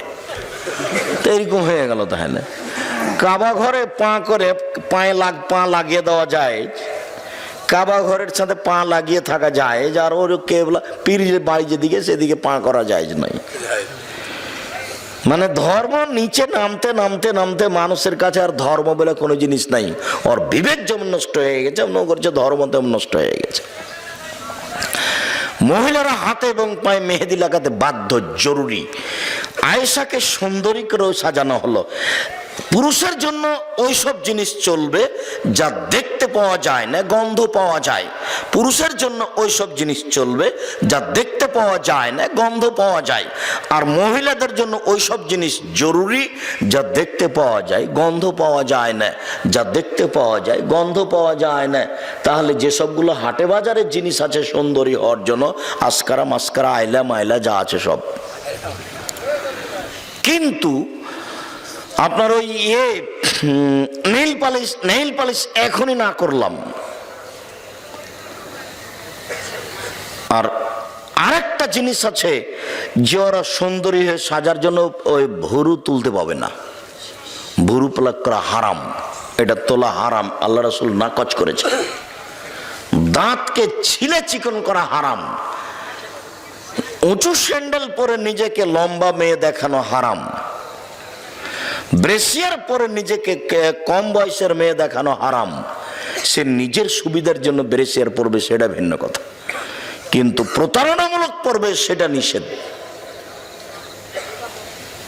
যেসব জিনিস তার মুখে হাতে লাগালে তার রূপ চেহারা বাড়বে, তা ব্যবহার করতে পারে, কোনো সমস্যা নেই। উল্লেখ্য যে বিউটি পার্লারে কোনো মহিলা ঢুকতে পাবে না। ওখানে ওই মহিলার সামনে মাথায় কাপড় ফেলে মাথার চুল সাজ করবে আর সাজগোজ করবে, এটা হারাম। কোন মহিলার সামনে এভাবে নিজের শরীর থেকে কাপড় সরিয়ে, মাথা থেকে কাপড় সরিয়ে সাজগোজ করবে, এটা হারাম। কোনো মহিলার সামনে পারে না। অতএব বিউটি পার্লারে কোনো মহিলা ঢুকতে পাবে না। বিউটি পার্লারে মহিলাদের জন্য ঢোকা চিরদিনের জন্য হারাম। হ্যাঁ, বিউটি পার্লারের মা আছে কেউ নেই, বোঝা গেল না? তখনও কি না যায়? না, তা নয়। আব্দুর রাজ্জাক সাহেব বলেছেন যে মহিলাদেরকে সালোয়ার কামিজে মেক্সি চাদর পরতে হবে, শাড়ি নয়। শাড়ি যদি পরে তাহলে 2 ছাঁটের ব্লাউজ পরতে হবে। 2 ছাঁটের ব্লাউজ মানে যার হাত আছে কবজি পর্যন্ত, নিচের দিক কোমরের নিচে চলে যাবে, 1 থেকে 1.5 গজ কাপড়ের ব্লাউজ বানাতে হবে। তো আমি কথা বলেছি, কথা ঠিক। তো আমি কি বলেছি যে আপনার স্ত্রীর ছোট ব্লাউজ পরা নিষেধ? তা আমি বলিনি। আমি বলেছি যেখানে তার দেবর ভাসুর আছে, গ্রামবাসী যায়, সেখানে ছোট ব্লাউজ হারাম। যেখানে তার দেবর নেই, ভাসুর নেই, গ্রামবাসী নেই, সেখানে ছোট ব্লাউজ কেন? ব্রেসিয়ার পরে থাক। ব্রেসিয়ার কেন? এমনিতেই থাক না কেন কাপড় ছাড়া? সেটা তার পারিবারিক ব্যাপার। আপনার পরিবারের সাথে আমি কোনো হস্তক্ষেপ করতে আসিনি। আপনি আপনার মতো থাকেন। আমি বলছি যে যে বাড়িতে তার দেবর ভাসুর আছে সেই বাড়িতে একজন মহিলা ছোট ব্লাউজ পরে থাকতে পারে না। যদি থাকে তাহলে তার স্বামী দায়ুষ। তার স্বামী এখন তাহাজ্জুদ পড়ে জান্নাত কিনতে পারবে না। শরীয়ত বিধান এইভাবে করা আছে। মহান আল্লাহ বলেন,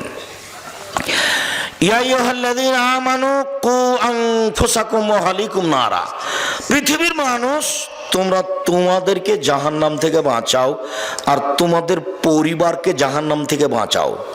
অত্রায়তে বোঝা যায় যে পরিবারের মালিক তার পরিবারকে জাহান্নাম থেকে বাঁচাতে পারে। পরিবারের মালিকের হাতে আল্লাহ জিম্মেদারি দিয়ে দিয়েছেন যে তুমি তোমার পরিবারকে জাহান্নাম থেকে বাঁচাও। এই ছেলে, দয়া করে মধ্যে থেকে কোনো বাচ্চা যেন না উঠে, এ ব্যাপারে আপনারা খেয়াল করে থাকবেন। আমি আপনার বিরক্তির আগেই বক্তব্য শেষ করবো ইনশাল্লাহ। আমি অত কোরআন হাদিস জানি না যে আব্দুল্লাহ বিন ফজল রাহিমের মতো ফজরের আজান পর্যন্ত বক্তব্য দিব। আমার অত জানাও নেই, আমি অত পারিও না। 1-1.5 ঘন্টা, খুব বললে 2 ঘন্টা। কাজে আপনাকে আমি একটু ধৈর্য ধারণ করে বসে থেকে আলোচনা শোনার জন্য অনুরোধ জানাই। আমি আপনার কিছু না কিছু উপকার করবই করবো ইনশাল্লাহ। আপনার জন্য এসেছি, আর আপনিও যেহেতু এজন্য এসেছেন তাহলে দয়া করে সময়টা লস করিয়েন না। আর এখন কারোর সাথে কথা বলা প্রয়োজন মনে করিয়েন না। কথা একটু পরে বলেন। কথা তো কিছুক্ষণ পরে শেষ হয়ে যাবে এমনিতেই, তখন কথা বলেন। অত্র আয়াতে আল্লাহ যা বললেন তাতে মানুষ তার পরিবারকে জাহান্নাম থেকে বাঁচাতে পারে। মানুষই পরিবারকে জাহান্নাম থেকে বাঁচাতে পারে। এ কথা আমি বলিনি, এ কথা আল্লাহ তাআলা বলছেন। এখন তাহলে পরিবারকে জাহান্নাম থেকে বাঁচাতে হলে কিছু নিয়ম কানুন। তবে প্রথম বাক্যে বলেছেন নিজেকে বাঁচাও। তো আমি নিজেকে বাঁচানোর একটা ছোট্ট হাদিস বলে সামনের দিকে যাই। রাসূল সাল্লাল্লাহু আলাইহি সাল্লামকে জিজ্ঞাসা করা হলো, আল্লাহর নবী, মান নাজাত, জাহান্নাম থেকে বাঁচার পথ কি? কিভাবে জাহান্নাম থেকে আমরা বাঁচতে পারি? তখন আল্লাহ রাসূল 3টা কথা বললেন। এই 3টা আপনি পালন করেন তাহলে আপনি নিজেকে বাঁচাতে পারবেন। পরের বাক্যে আপনার পরিবার। 1, আলজেম লেসানাক, মুখ বন্ধ রাখো। জরুরি প্রয়োজন ছাড়া মুখ খুলবেন না। ভালো কথা ছাড়া মুখ খুলবেন না। নির্বাচন করতে গিয়ে তো মানুষের বদনাম করে জীবনটাকে ধ্বংস করেছে, আর বদনাম ছাড়া চলেও না। যেহেতু তার প্রতিপক্ষ আছে একজন সব সময়, তখন আপনাকে কিছু না কিছু করাই লাগবে, বলতেই হয়। যার জন্য এই পথই যাবেন না। বাপের জমি জায়গা আছে কিছু, আরে কিছু না আছে 10 কাঠা জমি তো আছে, ওখানে বেগুনের চাষ করে খান। এখানে কেন?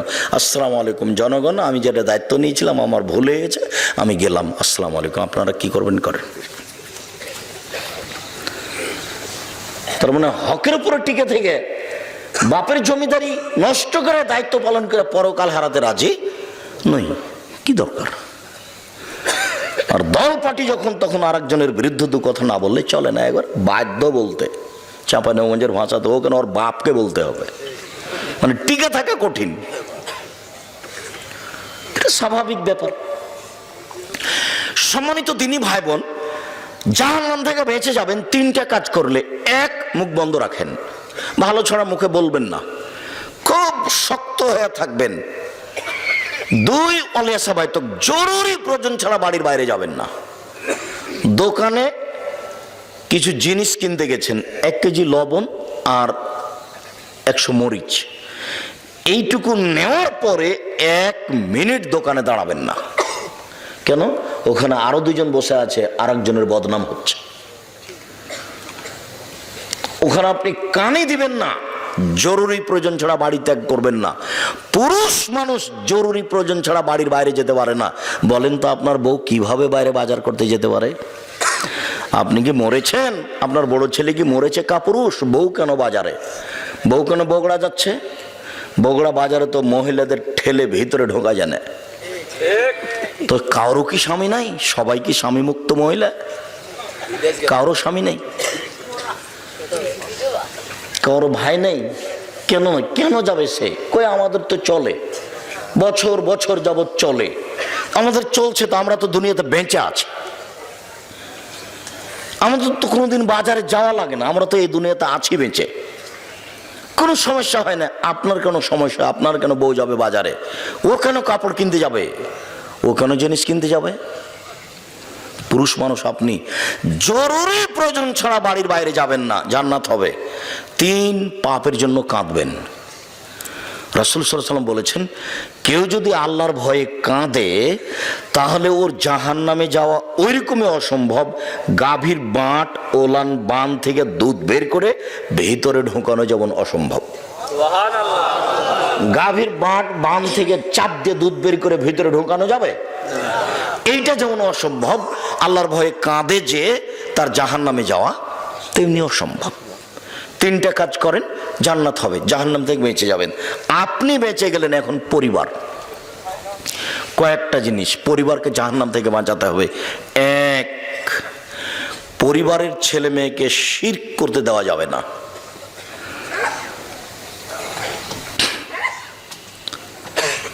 আমি কবি নজরুল ইসলামের মানের হানি করিনি,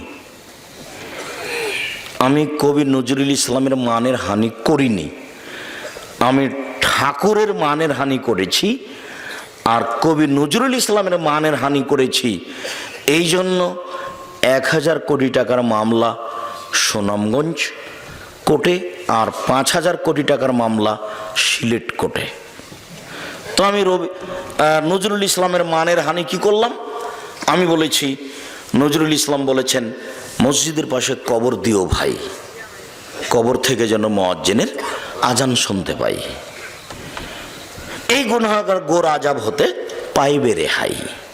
তখন আমি বলেছি, বল হিসাব, নজরুল ইসলাম সাহেব কোরআন হাদিস জানতেন না, জানলে তিনি এই কথা বলতেন না। মসজিদের পাশে কবর কেন? কাবা ঘরের নিচে ঢুকে দিলে 1 পয়সা লাভ হবে না, কর্ম অনুযায়ী বিচার হবে, এ কথাই ঠিক। আমি এই কথা বলাতে নজরুল ইসলামের মানের হানি করেছি বলে আমার বিরুদ্ধে মামলা করা হয়েছে। ঠাকুর তো আপনাকে মানুষই মনে করে না, ঠাকুর আপনাকে পশু মনে করে। যখন আপনি ঢাকা বিশ্ববিদ্যালয় খুলতে গেলেন তখন ঠাকুর বলছে কলকাতা থেকে, ওরা বাংলা ভাষা জানে না, বেটারা বিশ্ববিদ্যালয় বানাবে। বঙ্গভঙ্গের বিরুদ্ধে আপনাদের নিন্দা করে একটা কবিতা লিখেছিল 25 লাইনের, কলিকাতা প্রেস ক্লাবে পড়েছিল। সর্বপ্রথম এই কবিতা পড়েছিল ভদ্রলোক, জাতি যখন বিপদে ঠাকুর তখন বিলাতে, জাতি যখন বিপদে ঠাকুর তখন বিলাতে। 25 লাইনের কবিতা বলেছিল। যতবার বলছে ওমা তোমার আকাশ তোমার বাতাস, ততবার বলছে ও কালিমা তোমার আকাশ তোমার বাতাস। কোনোদিন পড়ে দেখেছেন? কোনোদিন বিবেচনা করেছেন? তখন আমি বলেছি তোর বাপের আকাশ। কি তো বুঝতে পারলাম না, আমি নাকি ঠাকুরের নিন্দা করলাম, তাই মামলা করলো। যে না ভুল হিসাব, আমি তা করিনি, আমি নিন্দা করব কেন? আমি বলেছি শরীয়তে এরকম নয়। ছেলে মেয়েকে শিরক থেকে বাঁচাতে হবে। জাহান্নাম থেকে বাঁচালে 1 নম্বর বাপের প্রয়োজন, ছেলে মেয়েকে শিরক থেকে বাঁচানো। লোকমান হাকিম বলছেন, বোনাইয়া, ও আমার আদরের ছেলে, লা তুশরিক বিল্লাহ, আব্বু আল্লাহর সাথে শিরক করো না, ইন্না শিরকা লাযুলমুন আযীম, শিরক হচ্ছে সবচেয়ে বড় পাপ। পাপের জগতে সবচেয়ে বড় পাপ হলো শিরক। ছেলে মেয়েকে শিরক মুক্ত করতে হবে। পরিবারকে যেতে দিতে হবে না কবরের কাছে। কবরের কাছে কিছু পাওয়া যাবে না। কবর থেকে কোনো জিনিস কাউকে ছেলে দিতে পারে না। কবরের কাছে মানত মারা যায় না। মহাস্থান কবরে গরু জবাই করা যায় না, ছাগল মুরগি দেওয়া যায় না, সেখানে মানত মারা যায় না। যারা মেনেছে মানবে তারা মুসলমান নয়, তারা খারেজ হয়ে গেছে ইসলাম থেকে, তাদের জান্নাতের কোনো পথ নেই। বিচারের মাঠে আল্লাহ তাআলা আদম সন্তানকে সামনে বলবেন, বিচারের মাঠে আল্লাহ উপস্থিত হবেন।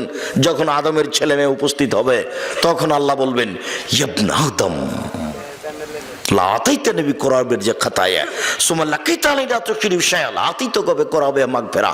এ আদমের ছেলে মেয়ে শোনো, আজকে যদি তোমরা আকাশ জমিন পরিমাণ পাপ নিয়ে উপস্থিত হয়ে থাকো, তোমাদের পাপ আর পাপ, আকাশ জমিন একবার পরিপূর্ণ হয়ে আছে পাপে, আমি তোমাদের এই পরিমাণ ক্ষমা নিয়ে উপস্থিত হয়েছি যদি শিরক না থাকে। তোমাদের পাপ যত আমার ক্ষমা তত, তোমাদের পাপ যত আমার ক্ষমা তত, যদি শিরক না থাকে। তোমাদের পাপ যে পরিমাণ আমার ক্ষমা সেই পরিমাণ, তোমাদের পাপ যে পরিমাণ আমার ক্ষমা সেই পরিমাণ, যদি শিরক না থাকে। তো এবার আপনার হুজুরকে বলেন যে আব্দুর রাজ্জাক সাহেব বা আহমদ সাহেব শিরক কোনটা? উনি যদি বলেন যে বাংলাদেশে কোনো শিরক নেই, ভালো কথা। আর যদি বলেন যে শিরক আছে, তাহলে ঠিক তাকে বলতে হবে, আমি খাকসার, আমার বুঝে যা আছে তা আমি শিরকের নোট করেছি, বক্তব্য আছে। এদেশে একটা বই পাওয়া যায়, কে বড় ক্ষতিগ্রস্ত। আমাকে কিনতে বলিয়েন না, যে আপনি লিখেছেন আপনি কিনেন, তাহলে তো আমি আপনার উপকার করতে পারবো না। কে বড় লাভবান বইটা লিখেছি জঙ্গিদের বিরুদ্ধে 2005 সালে, যেদিন সরকার স্বপ্নেও দেখেনি জঙ্গি, সেদিন আমি কলমে লিখেছি এদেশের মাটিতে জঙ্গি বিরোধী বক্তব্য আমার চেয়ে কারো কঠোর কঠিন আছে তা আমার জানা নেই। আমার আগে জঙ্গি বিরুদ্ধে কলম ধরেছে কেউ আমার আগে, তা আমার জানা নাই। 2005 সালে আমার বইটা ছাপা, বইয়ের নাম কে বড় লাভবান। 1 লাইন পড়লে বুঝতে পারবেন আপনার সুবিধা। ক্ষতিগ্রস্ত 1 লাইন পড়লে বুঝতে পারবেন আপনার ক্ষতি, তার নামই হলো ক্ষতিগ্রস্ত। কে বড় ক্ষতিগ্রস্ত আর ওটা কে বড় লাভবান। ওতে এক জায়গাতে সিরিয়াল দেওয়া আছে, এটা শিরক, এটা শিরক, এটা শিরক, এটা শিরক, সিরিয়াল দেওয়া আছে। আর ধারাবাহিক কোথায় কোথায় কোথায় কোথায় শিরক হয় এগুলো সব উল্লেখ করা আছে। এখন আপনার ইমাম যদি বলেন যে আমাদের দেশে শিরক নাই, ভালো কথা। বিচারের মাঠে আল্লাহ বলবেন যে তোমার যদি শিরক না থাকে তাহলে তোমার পাপ যত আমার ক্ষমা তত। সেদিন কি আল্লাহও বুঝবেন না যে কোনটা শিরক? নাউজুবিল্লাহি মিন যালিক। ও তো খুব ভালো বুঝবেন, তো সর্বশক্তিমান, সব কিছু গাতা, সব কিছু জানেন, তিনি আলিম, সব কিছু জানেন। ছোট শিরক, আমি কথা বলছি, টিকটিকি টিকটিক করে উঠলো, তা আপনি বললেন হ্যাঁ আপনি ঠিক বলেছেন, ওই যে টিকটিকি বলল, তা আমি ঠিক বলেছি কি না এটা আল্লাহ ভালো জানেন। তো টিকটিকি কিভাবে জানলো? তো আল্লাহর সাথে কাউকে সমান করে দেওয়ার নাম হলো শিরক। যখনই গাড়িটা ছুটেছে ঢাকা থেকে বা গোবিন্দগঞ্জ গাইবান্ধা থেকে রংপুর থেকে, তখন থেকে বারবার কন্ট্রাক্টর বলছে, ড্রাইভার বলছে কন্ট্রাক্টরকে, ভাই মহাস্থানে 10টা টাকা দিও, ভাই মহাস্থানে 10টা টাকা দিয়ে দিও। কেন? তার মাথায় কাজ করছে যে মহাস্থানে 10টা টাকা দিলে গাড়িটা অ্যাক্সিডেন্ট হবে না, ও কবর থেকে ঠেকিয়ে দিবে অ্যাক্সিডেন্ট যেন না হয়। এর নাম শিরক। অ্যাক্সিডেন্ট ঠেকাতে পারে কে? আল্লাহ। ড্রাইভারের ধারণাই যে ওই কবরে যে আছে সেও পারে। নাউজুবিল্লাহি মিন যালিক। তার নাম শিরক। ছেলে মেয়েকে, আহাল পরিবারকে জাহান্নাম থেকে বাঁচাতে হলে বাপ স্বামী এক নম্বর কাজ কি করবে বলেন তো? শিরক থেকে ছেলে মেয়েকে বাঁচাবে। তো বাপই তো শিরক বুঝে না, বাপকে শিরক বুঝার জন্য আজকে অনুরোধ জানাচ্ছি, যাওয়ার সময় যদি একটা বই থাকে, কে বড় ক্ষতিগ্রস্ত, নিজে যদি পড়তে না পারেন তাহলে ছেলেকে বলবেন, আবু পড়ো তো, কোথায় শিরক আছে আমি একটু অবগত হই। দেখে দেখে দেখে দেখে শিরক ছেড়ে দিবেন, ছেলে মেয়েকে ছাড়াতে বাধ্য করবেন। এদেশের জন্মগতি হচ্ছে শিরকের উপরে, এদেশের জন্ম স্বভাবই খারাপ। আপনাকে আমি বলিনি যে সৌদি আরবের একটা বাচ্চা, খুব দুষ্ট বাচ্চা, সাইকেলে চড়ে যাচ্ছে, যেতে যেতে একটা ইঁটে ধাক্কা খেয়ে উল্টে পড়ে গেছে। তখন ছেলেটা ছাল চামড়া উঠে গেছে, লাফ দিয়ে উঠে বলছে, তাওয়াক্কাল তো আল্লাহ, আমি আল্লাহর উপরে ভরসা করি। আর বগুড়া বাংলাদেশের একটা খুব দুষ্ট ছিল শয়তান, ও যাতে সাইকেলে চড়ে খুব জোরে যাচ্ছে, যেতে যেতে একটা ইঁটে ধাক্কা খেয়ে উল্টে পড়ে গেছে, ছাল চামড়া উঠে গেছে। ও লাফ দিয়ে উঠে বলছে, অমুকের বাচ্চা অমুক ইঁট রেখেছে। বুঝতে পারলেন না মনে হয়? ও ছেলে বলছে পড়ে গিয়ে, ও কিন্তু কে ইঁট রেখেছে তার দোষ উল্লেখ করেনি। ওই ছেলেটা বলতো তাওয়াক্কাল তো আল্লাহ, পড়ে গেছি তাতে কি হবে, আমি আল্লাহর উপরে ভরসা রাখি। আর এই ছেলেটা বলছে অমুকের বাচ্চা অমুক ইঁট রেখেছে। এ তাওয়াক্কাল তো আল্লাহ, আল্লাহর উপরে ভরসা রাখে আমি, এই কথাই জানে না, ওর জন্মসূত্রই এরকম নয়, মাও জানে না, বাপও জানে না, এমনিতে চলছে। ওর বাপ বিবাহ দিয়েছে ছেলের, তাই বউয়ের কাছে গেছে, তাই বাচ্চা হয়ে গেছে, এই জন্য বাপ। ও কিভাবে বাপ হয় সেটা তার জানা নাই, কিভাবে মা হয় তার জানা নাই। একটু আমি ভুলে যেতে পারি, এখানেই দুটা কথা বলে যাচ্ছি, একটা মাকে আর একটা বাপকে। এক, বাপ মান কারাত লাহু আলাদা মান ওয়ালাদা লাহু আলাদান, কারো যদি ছেলে মেয়ে জন্ম নেই, ফাল ইহসান ইসমাহু, সেজন্য তার সুন্দর নাম রাখে। বাপ যেন ছেলে মেয়ের একটা সুন্দর নাম রাখে। তো তার ছেলেটার নাম লিটন, লিটন বলেই ডাকছে বাপ। বাপেরও স্বভাব ভালো নয়, মায়েরও নয়। তার আবার বলছে যে ভালো নাম আর একটা আছে, ডাকে খারাপ নাম বলে, আর ভালো নাম আর একটা আছে। তার মানে গতি স্বভাবই উল্টা, সুন্দর নাম রাখতে হবে।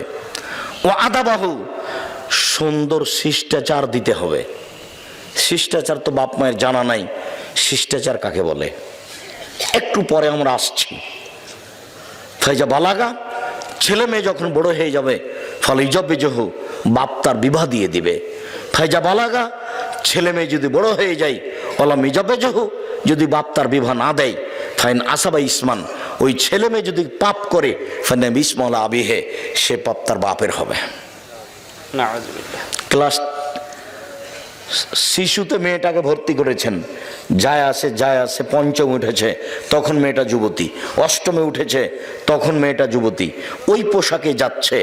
এখন যত মানুষ দেখছে, সমস্ত মানুষের যত পাপ হচ্ছে, তত পাপ আপনার মেয়ের হচ্ছে, ওই পরিমাণ পাপ আপনার হচ্ছে, সমান সমান।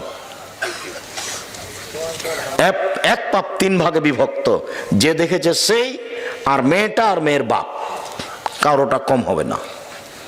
এবার আপনার মেয়ে আজিল হক কলেজে পড়ছে, ভালো, ও আবার গেছে এতে চিল্লাই গেছে লন্ডন, মেয়ে এখানে পড়ছে। ধর্ম পাগল মনে হচ্ছে এদের কাছে। কি করে হয় এটা, হয় কি করে, এটা চলে কিভাবে, আল্লাহ ভালো জানে। উপস্থিত বৈঠকের দিনই মুসলিম বোন শোনেন, আপনাকে বলছে, হ্যাঁ মেয়ে কথা বলছো কেন, তোমার মাথায় কাপড় নেই কেন, শরম করো না, তুমি ইতস্তবোধ করো না, লজ্জাবোধ করো না, একটা দিনই বৈঠকে এসেছো, তোমার মাথায় কাপড় নেই কেন? উপস্থিত বৈঠকের মুসলিম বোন এদিকে শোনেন, এদিকে খেয়াল করেন, আপনার গল্প শুনতে আসেনি, শুধু আপনাকে বলছি খাস করে এই কথাটা। আগেরটা বললাম আপনার স্বামীকে, আপনার স্বামীর উচিত ছিল জন্মের সপ্তম দিনে আকিকা দিয়ে নাম রাখা। 7 দিনের দিনই আকিকা হতে হবে, 7 দিনের আগে বাচ্চা মারা গেলে আকিকা দিতে হবে না, 7 দিন পার হয়ে গেলে আকিকা দিতে হবে না। আকিকার গোশত বাপ মাই খাবে, অন্যরাকে দেওয়া যায়। আকিকার পশুর কোনো শর্ত নেই, শিষ্টাচার দিতে হবে বাপকে। বাপকেই বলে দিতে হবে, আব্বু আব্বু, বাড়িতে যখন ঢুকবা তখন সালাম দিয়ে ঢুকবা, আব্বু এটা শিষ্টাচার, সালাম দিয়ে ঢুকবা। সালাম দিয়ে ঢোকনি? আর বেটা আমাদের গাভীটা যখন আমরা গোহালে নিয়ে যাই তখন তো সালাম দেয় না, ও যে গরু, ওকেও সালাম দিবে, তো তুমিও দেওনি, তো তুমিও কি গরু? বুঝেও বুঝে না ওরা, অন্তর আছে বুঝে না, দেখেও দেখে না ওরা, চক্ষু আছে দেখে না, শোনেও শোনে না ওরা, কান আছে শোনে না। উলায়েকা কাল আনাম, তারা পশু প্রাণীর মতো, তারা গরু ছাগলের মতো, তারা কুকুর শ্রীগেলের মতো, বাল হওয়া জাল বরং তার চেয়ে খারাপ। গরু ছাগল যখন গোহালে যায় তখন সালাম দিতে পারে না, ও সালাম দেওয়ার বস্তু নয়। কিন্তু আপনি দিবেন, আপনিও দিলেন না। আল্লাহ এখন বলছেন তুমি কি গরু ছাগলের মতো হয়ে গেছো, তুমি দিলে না কেন? পরের বাক্যে যে আল্লাহ বলছেন যে কুকুর শ্রীগেলের চেয়ে খারাপ, এইটা কে? এটা তোমার বাপ। আব্দুর রাজ্জাক সাহেব, আপনাকে অনেক সম্মান করি, আমার বাপ কুকুর শ্রীগেলের চেয়ে খারাপ এ কথা বলছেন কেন? আপনাকে খুব ভালোবেসে নিয়ে এসেছি, কথা একটু বিবেচনা করে বলেন, নাহলে আমরা খুব কষ্ট পাবো। আমার বাপ কুকুর শ্রীগেলের চেয়ে খারাপ এ কথা বলছেন কেন? আমি তোমার আব্বাকে কুকুর শ্রীগেলের চেয়ে খারাপ বলিনি, তবে তোমার দাদা মরা 10 বছর হলো, এটা বগুড়া নয়? হ্যাঁ, বগুড়ার স্বভাব আমার খুব ভালো জানা আছে। তোমার দাদা মরা 10 বছর হলো, তোমার দাদার জমি জায়গা তোমার বাপ সকালে পাবে আর তোমার ফুফু বিকেলে পাবে, এরকম না? একসাথে একসাথে। তো 10 বছর থেকে তোমার বাপ জমি খাচ্ছে, কই তোমার ফুফুকে তো দেয়নি। তোমার বাপ যদি কুকুর শ্রীগেলের চেয়ে খারাপ না হয় তাহলে খারাপ কে? তুমি আজকে তোমার বাপকে বলে দিও, আব্বা ভাগ্য ছাড়া দুনিয়াতে আসিনি, ভাগ্য নিয়ে এসেছি আব্বা। ভাগ্যে যদি জমিদারি থাকে জমিদারি করেই খাবো, ভাগ্যে যদি ভিক্ষা করা থাকে ভিক্ষা করে খাবো, ফুফুর জমি খাবো না। এই কথা তোমার বাপকে বলিও, সন্ধ্যা হতে তোমার ফুফুকে যেন তোমার বাপ জমি ভাগ করে দেয়, দিতেই হবে, তোমার বাপ দিতে বাধ্য। তোমার বাপের বিচারের মাঠে দেরিতে হবে। যে জাকাত ওসর দেয়নি, ধানের ওসর দেয়নি, টাকার জাকাত দেয়নি, সেও জালেম, তোমার বাপও জালেম। তো ওসর দিল না তো জালেম কিভাবে? ও ফকিরের টাকা মেরে খেয়েছে, এই জন্য। ওসর যদি কেউ খেয়ে নেয়, না দেয়, তাহলে ধানের ওসর তাহলে কার ধানটা মেরে খেলো? ফকিরের। ও তো ধানটা তো ওর নয়, ওই ধানটা কার? ওটা ফকিরের। তো এটা তোমার বাপ মেরে খেলো, তোমার বাপের বিচার দেরিতে হবে, জালেমের বিচার দেরিতে হবে, তোমার বাপেরও বিচার দেরিতে হবে। তোমার বাপ তোমার ফুফুর জমি মেরে খেয়েছে, আর দেরিতে বিচার মানে বুঝো, বিচারের মাঠে ভালো মানুষের বিচারের সময়সীমা হলো ফরজ সালাতের সমান। ধরে নাও মাগরিব সালাতের 3 রাকাত সালাত, 3 রাকাত, তা আদায় করতে কতক্ষণ লাগবে? 5-7 মিনিট। জোহরের 4 রাকাত সালাত কত সময় লাগবে? 5-10 মিনিট। তাহলে বিচারের মাঠে ভালো মানুষের বিচারের সময়সীমা হলো 5 মিনিট, 7 মিনিট, 10 মিনিট, 1 ওয়াক্ত সালাত আদায় করার সমান। আবার আল্লাহ নবী বলেছেন যে যার বিচার দেরিতে হবে, ওর চেয়ে যার বিচার তাড়াতাড়ি হবে, ও 500 বছর আগে যাবে। তো এক যদি বিচার হতে 3 দিন দেরি হয়, তাহলে তোমার বাপকে ঠেকে থাকতে হচ্ছে 1.5 লক্ষ বছর। অথচ বিচারের মাঠে ভালো মানুষের সময়সীমা কত? 5 মিনিট, 7 মিনিট, 10 মিনিট। মানে মূল কথাটা মনে থাকবে তো? ভালো মানুষের বিচারের সময়সীমা কত বলেন তো? 1 ওয়াক্ত ফরজ সালাত আদায়ের সমান। তা আমরা ফরজ সালাতের একটা সময় ধরলাম যে এরকম হতে পারে। কথা বুঝতে পেরেছেন তো? আল্লাহর নবী ফরজ বিচারের মাঠের সময়সীমাটা কি দিয়ে বুঝিয়েছেন? ফরজ সালাতের সময় দিয়ে বুঝিয়েছেন। আবার বলেছেন যে গরিব মানুষ 500 বছর আগে চলে যাবে ধনী মানুষের। আবার বলেছেন একদিন সমান 50,000 বছর। আবার বলেছেন জালেমের বিচার দেরিতে হবে। যেমন যে সুদ খেয়েছে তার বিচার দেরিতে হবে। কেন? বিচারের মাঠে একটা রক্তের নদী বানানো হবে, দিয়ে ওই লোককে ফেলে দেওয়া হবে, দিয়ে তার মুখের উপরে পাথর মেরে তাকে মারতে থাকা হবে। চলবে চলবে চলবে, তার মানে বিচার তার পরে হবে, চলবে। কত দিন দেরি হবে আল্লাহ ভালো জানে। তারপরে বিচার হয়ে জাহান্নাম না জান্নাত। ও সুদ খেয়েছে সেজন্য বিচার মাঠে এইভাবে। একটা লোক যাকাত দেয়নি, তো তার ধান শস্যকে সব তার কাঁধে তুলে দেওয়া হবে। ও কাঁধে করে নিয়ে ঘুরবে ঘুরবে, কতদিন ঘুরবে। আবার তার ধান টান যা আছে ওকে সাপ বানিয়ে দেওয়া হবে, গলায় তুলে দেওয়া হবে, বারবার দংশন করবে আর চলতে থাকবে। কতদিন দেরি হবে আল্লাহ ভালো জানেন। আবার যদি সেগুলো গরু ছাগল মহিষ হয় তাহলে ওকে ফেলে দিবে, দিয়ে তখন গরু ওকে শিং দিয়ে গুতাতে থাকবে আর পা দিয়ে ডলতে থাকবে। কতদিন চলবে আল্লাহ ভালো জানে। যদি 3 দিন দেরি হয় তোমার বাপের ওসর না দেওয়ার কারণে বিচারের, তারা 1.5 লক্ষ বছর দেরি হলো। আর ওইদিকে তোমার বাপ জালেম, তোমার ফুফুর জমি তোমাকে দেয়, তোমার বাপ দেয়নি, তাহলে ও তো কুকুর সিরিয়ালের চেয়ে খারাপ। ওর বিচার কত দেরিতে হবে আল্লাহ ভালো জানে। তাহাজ্জুদ পড়লেও হবে না, ওইটা ভিন্ন জিনিস, সেটা ভিন্ন জিনিস। ছেলে নাই, শুধু মেয়ে, সেই জন্য বাপে কি করেছে, সবটুকু জমি মেয়েদের নামে লিখে চলে গেছে। ভাতি যারা আছে তাদেরকে দিবে না, মানে ও জাহান্নামে চলে গেছে। তো ঢুকেনি কেন? মরেনি এই জন্য। মরলেই জাহান্নামে যাবে, তার বাঁচার কোনো পথ নাই, কেন ও জালেম, ও হক নষ্ট করেছে। ভাতিজাদের হককে কি করেছে? নষ্ট করেছে। দেয়নি কেন? বলে ভাতিজাদের সাথে মারামারি আছে সেই জন্য। ভাতিজা যতদিন পর্যন্ত চাচাকে জবে না করেছে ততদিন পর্যন্ত ভাতিজা ভাগ পাবে। এমনি যদি মেরে থেকে গালি দিয়ে থাকে তবু ভাতিজার ভাগ নষ্ট হবে না। গন্ডগোলে ভাতিজার ভাগ নষ্ট হয় না। জোর করে একটা রাগের উপরে কিছু করবেন সেটাই সিদ্ধান্ত, এ কথা ঠিক নয়। সম্মানিত দিনী ভাই বোন, এক, পরিবারকে, ছেলে মেয়েকে শিরক থেকে বাঁচান, তাহলে ওরা জাহান্নাম থেকে বেঁচে যাবে। পরিবার ও পারিবারিক জীবন। 2, অমর আহলাকা বিসসালাত ওয়াসতাবির আলাইহা, নিজে সালাত আদায় করো এবং পরিবার ছেলে মেয়েকে সালাত আদায় করতে বলো, তাহলে পরিবার জাহান্নাম থেকে বেঁচে যাবে। রাসূল সাল্লাল্লাহু আলাইহি সাল্লাম বলেন, মুরু আওলাদাকুম বিসসালাত ওহুম আবনাউ সাবঈ সিনিনা।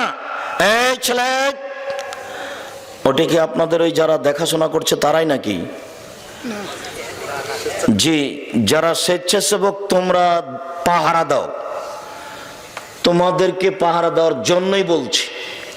তোমরা আজকে বক্তব্য শুনিও না, যেদিন তোমাদের গাবতলিতে হামিদপুরে হবে সেদিন বক্তব্য শুনিও। আজকে আমাদের সহযোগিতা করো, আজকে আমাদের সহযোগিতা করাই তোমাদের কাজ। যদি কোনো জায়গাতে 2 জন দাঁড়িয়ে গল্প করে তাহলে তোমরা অযোগ্য ছেলে, তোমাদেরকে ঠিক করা ঠিক হয়নি। এই জন্য রশিদ, হুঁশিয়ার, বুদ্ধিমান, সচেতন ছেলেকে দায়িত্ব দিতে হয় 10 জন 20 জন, যারা সবসময় প্রস্তুত। আপনাকে অনুরোধ জানাচ্ছি, দয়া করে এখানে দাঁড়িয়ে থাকবেন না বা গল্প করবেন না। আপনি মুহূর্তে এখানে থাকতে পাবেন না, আপনি কেটে পড়ুন, আর না হলে আপনি বসে পড়ুন। এরকম হুঁশিয়ার সচেতন হতে হবে যারা আমাদের সহযোগিতা করবে তাদেরকে। তার মানে এদেশে তো কণ্ঠসুরে বক্তব্য হয়, মানুষ বাদাম খায় আর ইউসুফ জুলেখার কাহিনী শুনে, মনে করে যে এরই নাম তাফসির মাহফিল।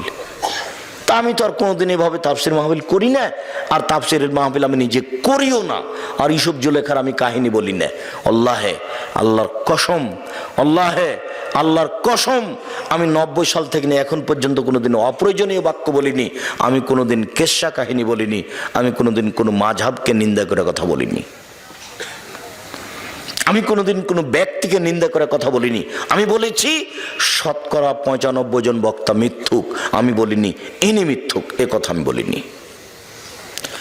98% জন মুফাসসির মিথ্যুক, আমি এ কথা বলেছি, তবে আমি বলিনি ইনি মিথ্যুক, এ কথা আমি বলিনি।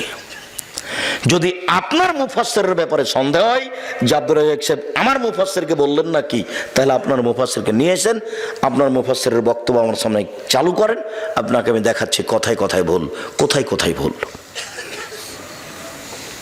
আর না হলে যদি আপনি পরীক্ষা করতে চান আপনার মুফাসসিরকে, তাহলে এদেশে একটা বাংলা তাফসির পাওয়া যায় ইবনে কাসির, বিশাল। তো আপনাদের মুফাসসির এখানে এসে তাফসির করে গেছেন সূরা রাদ 1 থেকে 10 আয়াত। এবার আপনি ওই বাংলা তাফসির ইবনে কাসির খুলেন, দিয়ে দেখেন তার বক্তব্য, ক্যাসেটটা চালু করেন আর বক্তব্য দেখেন এখানে ইবনে কাসিরে, দেখবেন যে একটাও মিল নেই। কোথা থেকে যে কি করলো, রংপুর, দিনাজপুর, লালমনিরহাট, নীলফামারী, ঢাকা, চিটাগাং, সিলেট, তারপরে বলছে আরো 2 দিন লাগবে। এর নাম তাফসির। আমার চাচাতো ভাই একদিন চাঁপাইনবাবগঞ্জে তাফসির শুনে গেছে, মারা গেছে, আল্লাহ তাকে মাফ করুক। উনি আমাকে বলছেন, আজকে যে তাফসির করলো, এই তাফসির তোরা জানিস না। আচ্ছা ভাই, কি তাফসির করলেন? না না, ওসব তাফসির তোরা জানিস না, একবারে ব্যতিক্রম তাফসির। আচ্ছা কিছু বলবেন তো, সেটা কি? তো বলছে যে শোনো, আদম আলাইহিস সালাম ঘুম থেকে উঠে দেখলেন একজন সুন্দরী মেয়ে পাশে বসে আছেন। তো আদম আলাইহিস সালাম হাত বাড়ালেন, তখন ফেরেশতা বলছেন থামেন। তো আদম আলাইহিস সালাম বলছেন কেন? ফেরেশতা বলছেন মোহর দিতে হবে। তো আদম আলাইহিস সালাম বলছেন মোহর কি? তখন ফেরেশতা বললেন মুহাম্মদ সাল্লাল্লাহু আলাইহি সাল্লামের উপরে 1000 বার দুরূদ পড়ে দিতে হবে। তো 1000 বার দুরূদ পড়ে দিয়ে আদম আলাইহিস সালাম বউ হালাল করলেন। আর আল্লাহ বলছেন যে আমি আদমকে সবকিছু শিখিয়ে দিয়েছি, সব কিছু, দুনিয়াতে যা কিছু আছে, পৃথিবীতে সবচেয়ে বড় পণ্ডিত হলেন আদম আলাইহিস সালাম। আদম আলাইহিস সালামের উপর দিয়ে কোনো শিক্ষিত মানুষ দুনিয়াতে পার হয়নি, কিয়ামত পর্যন্ত কেউ পার হবে না। সব কিছু জানতেন আদম আলাইহিস সালাম। তো যিনি সব কিছু জানতেন, তিনি নিজের বউটা কিভাবে হালাল করতে হবে সেটাই জানতেন না। আপনার মুফাসসির সাহেব আদম আলাইহিস সালামের উপর অপবাদ লাগিয়েছেন, তাকে 80 100 লাঠি, 160 লাঠি পিটানো ছাড়া কোনো পথ নেই। আমরা জীবনে তাফসির শুনিনি মানে? যান বলে দিন আপনার মুফাসসিরকে যে আব্দুর রাজ্জাক বিন ইউসুফ এ কথা বলেছেন। আর জীবনে যেন আপনার উস্তাদ আর কোনোদিন তাফসির না করে, তার একটা ঘটনাই যথেষ্ট, যে জীবনে কোনোদিন তাফসির করতে পাবেন না উনি। তাফসির কি জিনিস তার জানাই নাই, কি করে একটা তার নামে মিথ্যা ঘটনা করে দিল। ঠিক এইরকমই যে আব্দুল কাদের জিলানী রাহিমাহুল্লাহ চলে যাচ্ছেন উপর দিকে, কোথায় যাচ্ছেন? আল্লাহর বিচার ভুল হয়ে গেছে, ঠিক করতে যাচ্ছে। আল্লাহর বিচার ভুলে একজনে ঠিক করতে যাচ্ছেন, এগুলো মানুষে বলছে।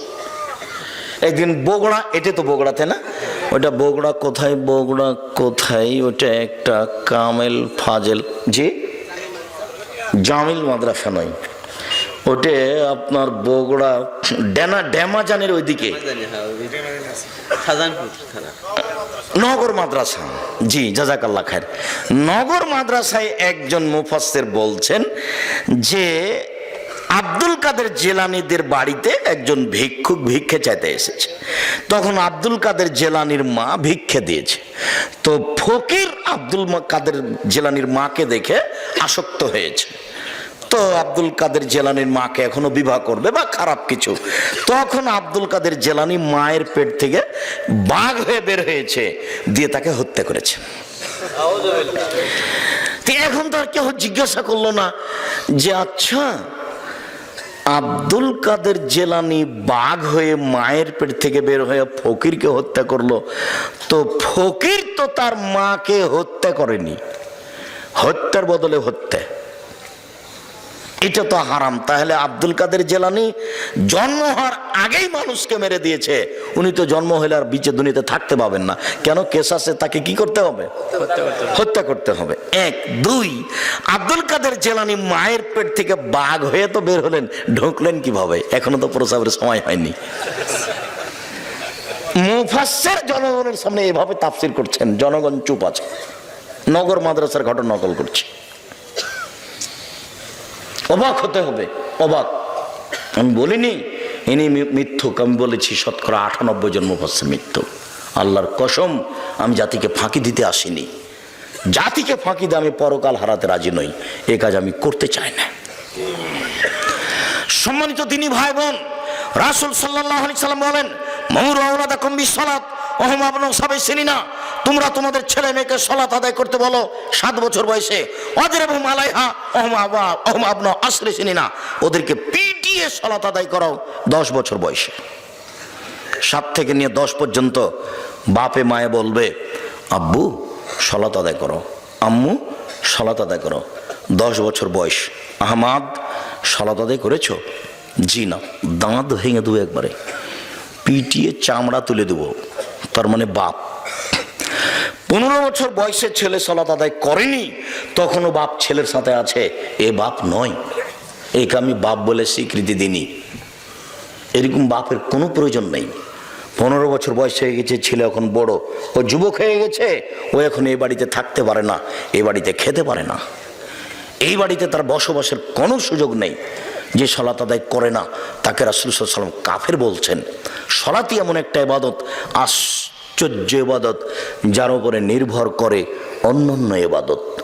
সালাত আছে, নামাজ আছে, তো সব ইবাদত আছে। নামাজ নেই তো কিছুই নেই। রাসূল সাল্লাল্লাহু আলাইহি ওয়াসাল্লাম বলছেন, শোনো শোনো, এই যে লোকটা জান্নাতে চলে গেছে, এই লোকটা জান্নাতে চলে গেছে। কেন? রাস্তায় একটা গাছ পড়েছিল, কেটে সরিয়ে দিয়েছে, এই জন্য। তো তাহলে গাছটাতে অসুবিধা হচ্ছিল, সেই জন্য জান্নাতে চলে গেছে। তো একটা কুকুর আপনাদের বাড়ির সামনে মরে পড়ে আছে রাস্তায়, মানুষ যেতে খুব কষ্ট পাচ্ছে, এখন আপনি কুকুরটা সরিয়ে দিয়েছেন, কোনো জায়গাতে পুঁতে দিয়েছেন, এর বিনিময়ে জান্নাত। হাদিস বুখারী মুসলিম।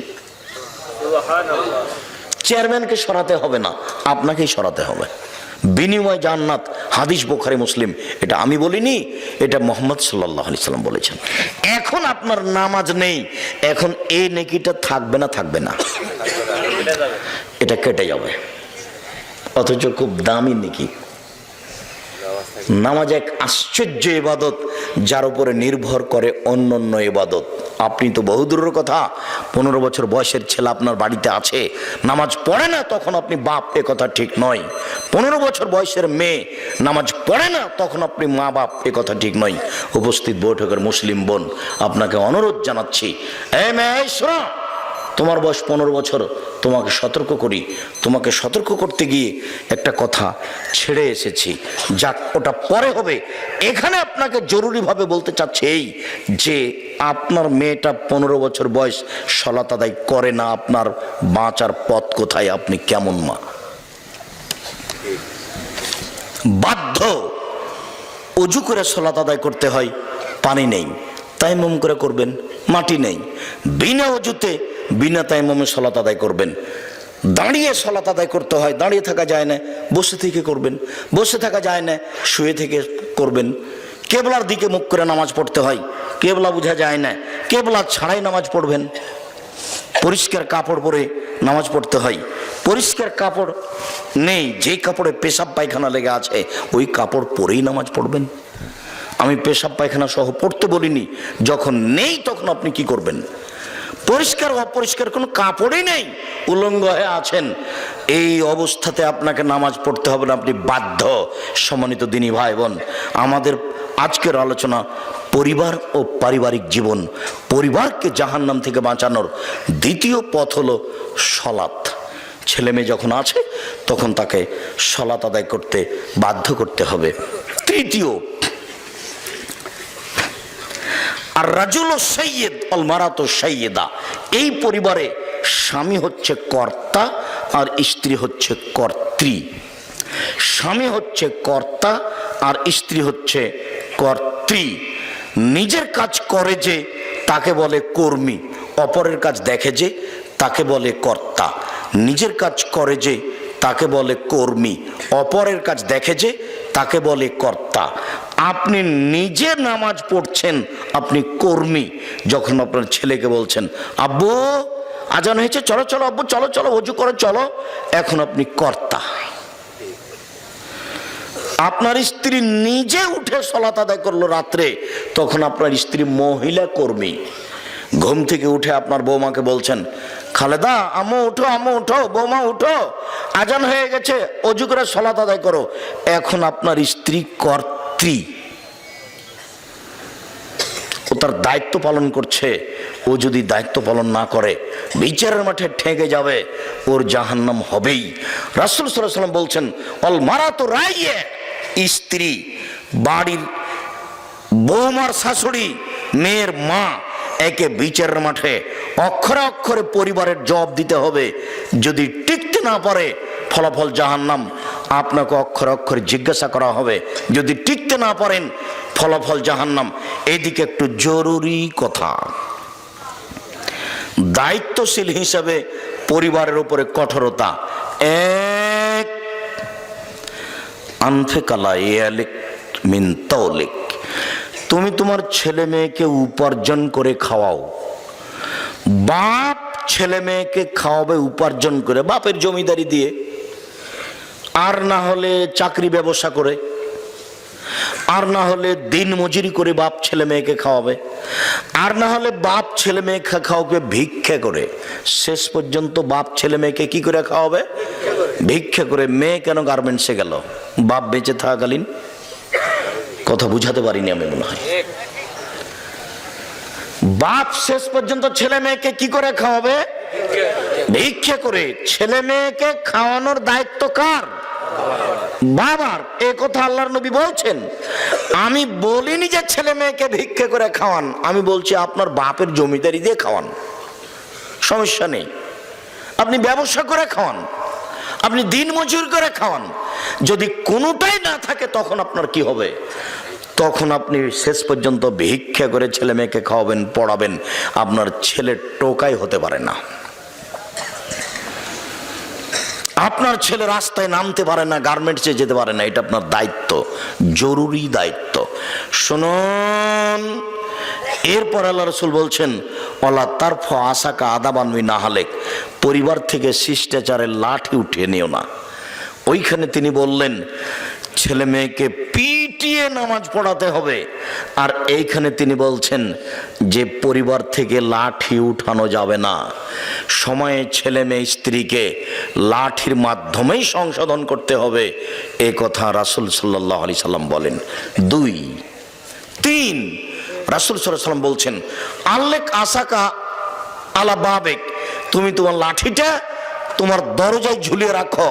তোমার ছেলে মেয়ে দেখে মনে করবে একটু যদি 19-20 হয়, তাহলে আমার আব্বা এই লাঠি দিয়ে সংশোধন করবে। এই কথা রাসূল সাল্লাল্লাহু আলাইহি সাল্লাম বলেন। তিনি আদেশ করেন পরিবারকে কন্ট্রোল করার জন্য লাঠি ব্যবহারের। সাথে সাথে আপনি মনে রাখবেন, পৃথিবীতে সবচেয়ে দামি মানুষ, পৃথিবীতে সবচেয়ে সম্মানী শিক্ষিত মানুষ, এই ছেলে তোমরা খুব সতর্ক থাকো।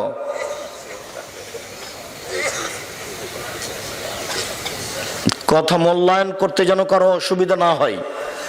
আমরা আপনাদের কিছুক্ষণ পরেই ছেড়ে দেব। কাজে আপনারা পরিবেশ নষ্ট করে কোনো জায়গাতে দাঁড়িয়ে থাকার চেষ্টা করবেন না। আর পেশাব পায়খানার প্রয়োজন হলে একটু দেরিতে, কিছুক্ষণ পরেই আমরা আপনাদের অবসরে চলে যাব। কাজে আপনি মনে করবেন না কোনো সময় যে আমি এই কথাগুলি ছেড়ে চলে যাই, বা একটু চা খেয়ে আসি, বা একটু পানি পান করে আসি, এটা আপনি মনে করবেন না। আপনার সব কিছু দোকানপাট অপেক্ষা করছে। ছেলে মেয়েকে সংশোধন করতে হবে লাঠি দিয়ে। পৃথিবীর সবচেয়ে দামি মানুষের কথা বলেন, পৃথিবীতে সবচেয়ে ভদ্র মানুষের কথা বলেন। মুহাম্মদ সাল্লাল্লাহু আলাইহি সাল্লামের উপর দিয়ে ভদ্র মানুষ পৃথিবীতে কেউ জন্ম নেননি। মুহাম্মদ সাল্লাল্লাহু আলাইহি সাল্লামের উপর দিয়ে কোনো দামি মানুষ কেউ পৃথিবীতে জন্ম নেয়নি। কিন্তু তিনি পরিবারকে কন্ট্রোল করতে বলছেন কি দিয়ে? লাঠি দিয়ে। এটা আপনি ভুল বুঝিয়েন না। আপনার মেয়েই রাস্তাঘাটে চলছে কেন? আপনার কারণে। এখন আপনার মেয়ে মাথায় কাপড় না দিয়ে বসে আছে আপনার স্বভাবের কারণে। আপনার স্বভাবই খারাপ। আপনার স্ত্রী এখানে বসে আছে ছোট ব্লাউজ পরে, আপনার স্বভাবের কারণে। বিবাহ করতে পারলেই স্বামী হওয়া যায় না, ক্ষমতার নাম স্বামী। আল্লাহ রাসূল বলছেন, যুবক ক্ষমতা থাকলে বিবাহ করো।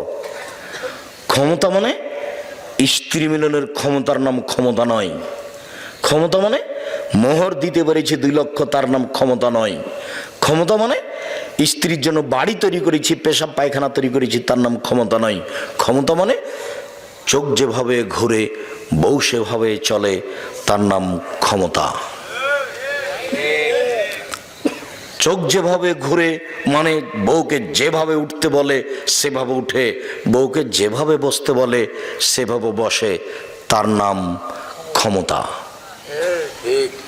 আয়েশা রাদিয়াল্লাহু তাআলা আনহা বলছেন তার বদনামের কথা, তার খালাকে নিয়ে পেশাব পায়খানা করতে বাইরে গেছে, তো ফিরে আসার সময়তে তার খালা পায়ে কাপড় বেঁধে পড়ে গেছে।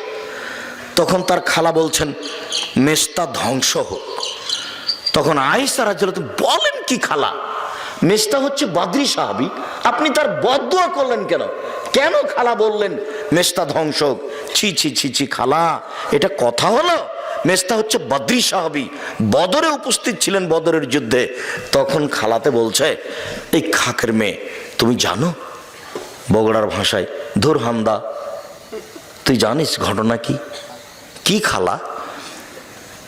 মেস্তা তো তোর নামে বদনাম করেছে, তুই নাকি সাফনের মুআত্তালের সাথে জেনা করেছিস, এটা যে সবাই বলছে। মেস্তা বলে বেড়াচ্ছে খালা এ কথা কি আল্লাহর নবী জানেন? হ্যাঁ। খালা এ কথা কি আমার আব্বা জানেন? হ্যাঁ। খালা এ কথা কি আমার আম্মা জানেন? হ্যাঁ, সবাই জানে। একটু পরে আল্লাহর নবী এসেছেন বাড়িতে। তখন আল্লাহর নবীকে আয়েশা বলছেন আমি আমার বাপের বাড়ি যেতে অনুমতি চাচ্ছি। বুখারী মুসলিমের হাদিস। আমি বুঝাতে পারিনি কি বলতে চাচ্ছি। আমি বুঝাতে চাচ্ছি যে আয়েশা বাপের বাড়ি যাবে, তাই অনুমতি চাচ্ছে কার কাছে? স্বামীর কাছে। আমি যদি বুঝাতে না পারি তাহলে আমি অক্ষম, জাতিকে বুঝাতে পারলাম না যে ধর্ম কাকে বলে। আপনার স্ত্রী আপনাকে না বলে পা বাইরে ফেলতে পারে না, এই কথা মুহাম্মদ সাল্লাল্লাহু আলাইহি সাল্লাম বলেন। পৃথিবীর সবচেয়ে দামি মহিলা এই জটিল পরিস্থিতিতে স্বামীকে না বলে বাড়ির বাইরে যেতে পারছেন না। বাড়ির বাইরে যাওয়ার কোনো অধিকার নেই। আর একটা ঘটনা দেখবেন, শুধু খালি ওই যে স্বামী কবরস্থানে এখানে দাঁড়িয়ে হাত তুলে দোয়া করছেন, এইটুকু গেছেন বাইরে, তাই মাথায় কাপড় দিয়ে যাচ্ছেন। উনি বলছেন যে দেখলাম আল্লাহর নবী আমার পাশে শুয়ে গেলেন জুতা স্যান্ডেল কাপড় চোপড় রেখে, তারপর তিনি ভাবলেন যে আমি ঘুমিয়ে গেছি, কিন্তু আসলে আমি ভান করে ঘুমিয়ে আছি। আমি আল্লাহর নবীকে দেখবো তিনি যান কোথায়, আমি ঘুমাইনি, আমি ভান করে ঘুমিয়ে আছি। তিনি উঠলেন, জুতা স্যান্ডেল নিলেন, কাপড় নিলেন, ধীরে দরজাটা খুললেন, বাইরে চলে গেলেন।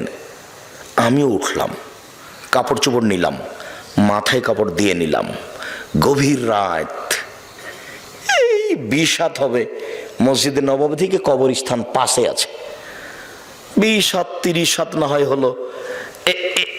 এইটুকু আয়েশা বের হয়ে যাচ্ছেন, সুন্দর করে মাথায় কাপড় দিয়ে বের হচ্ছেন।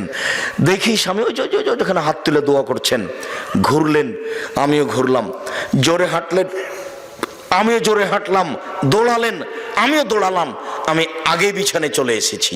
আল্লাহর নবী আমার পাশে এসে বলছেন কি খবর আয়েশা, মোটা শ্বাস কেন?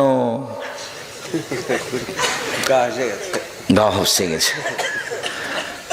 দেখেন আসলে আমি পরীক্ষা করছিলাম আপনি আমার কাছ থেকে অন্য কোনো স্ত্রীর কাছে যান নাকি, এটা দেখছিলাম। তো দেখলাম আপনি কবরস্থানে গিয়ে হাত তুলে দোয়া করছেন, মাথায় কাপড় দিয়ে গেলেন। পৃথিবীর সবচেয়ে দামি মহিলা, এইটুকু রাস্তা, রাতে কোনো মানুষ নেই। আর একটা কথা শোনেন, আয়েশা রাদিয়াল্লাহু তাআলা বলছেন আল্লাহর নবীর কবর হলো আমার ঘরে, তো আমি এখন ওই ঘরে ঢুকি, মাথায় কাপড় দিনে অত হিসাব করি না, কেন এটা আমার স্বামীর কবর।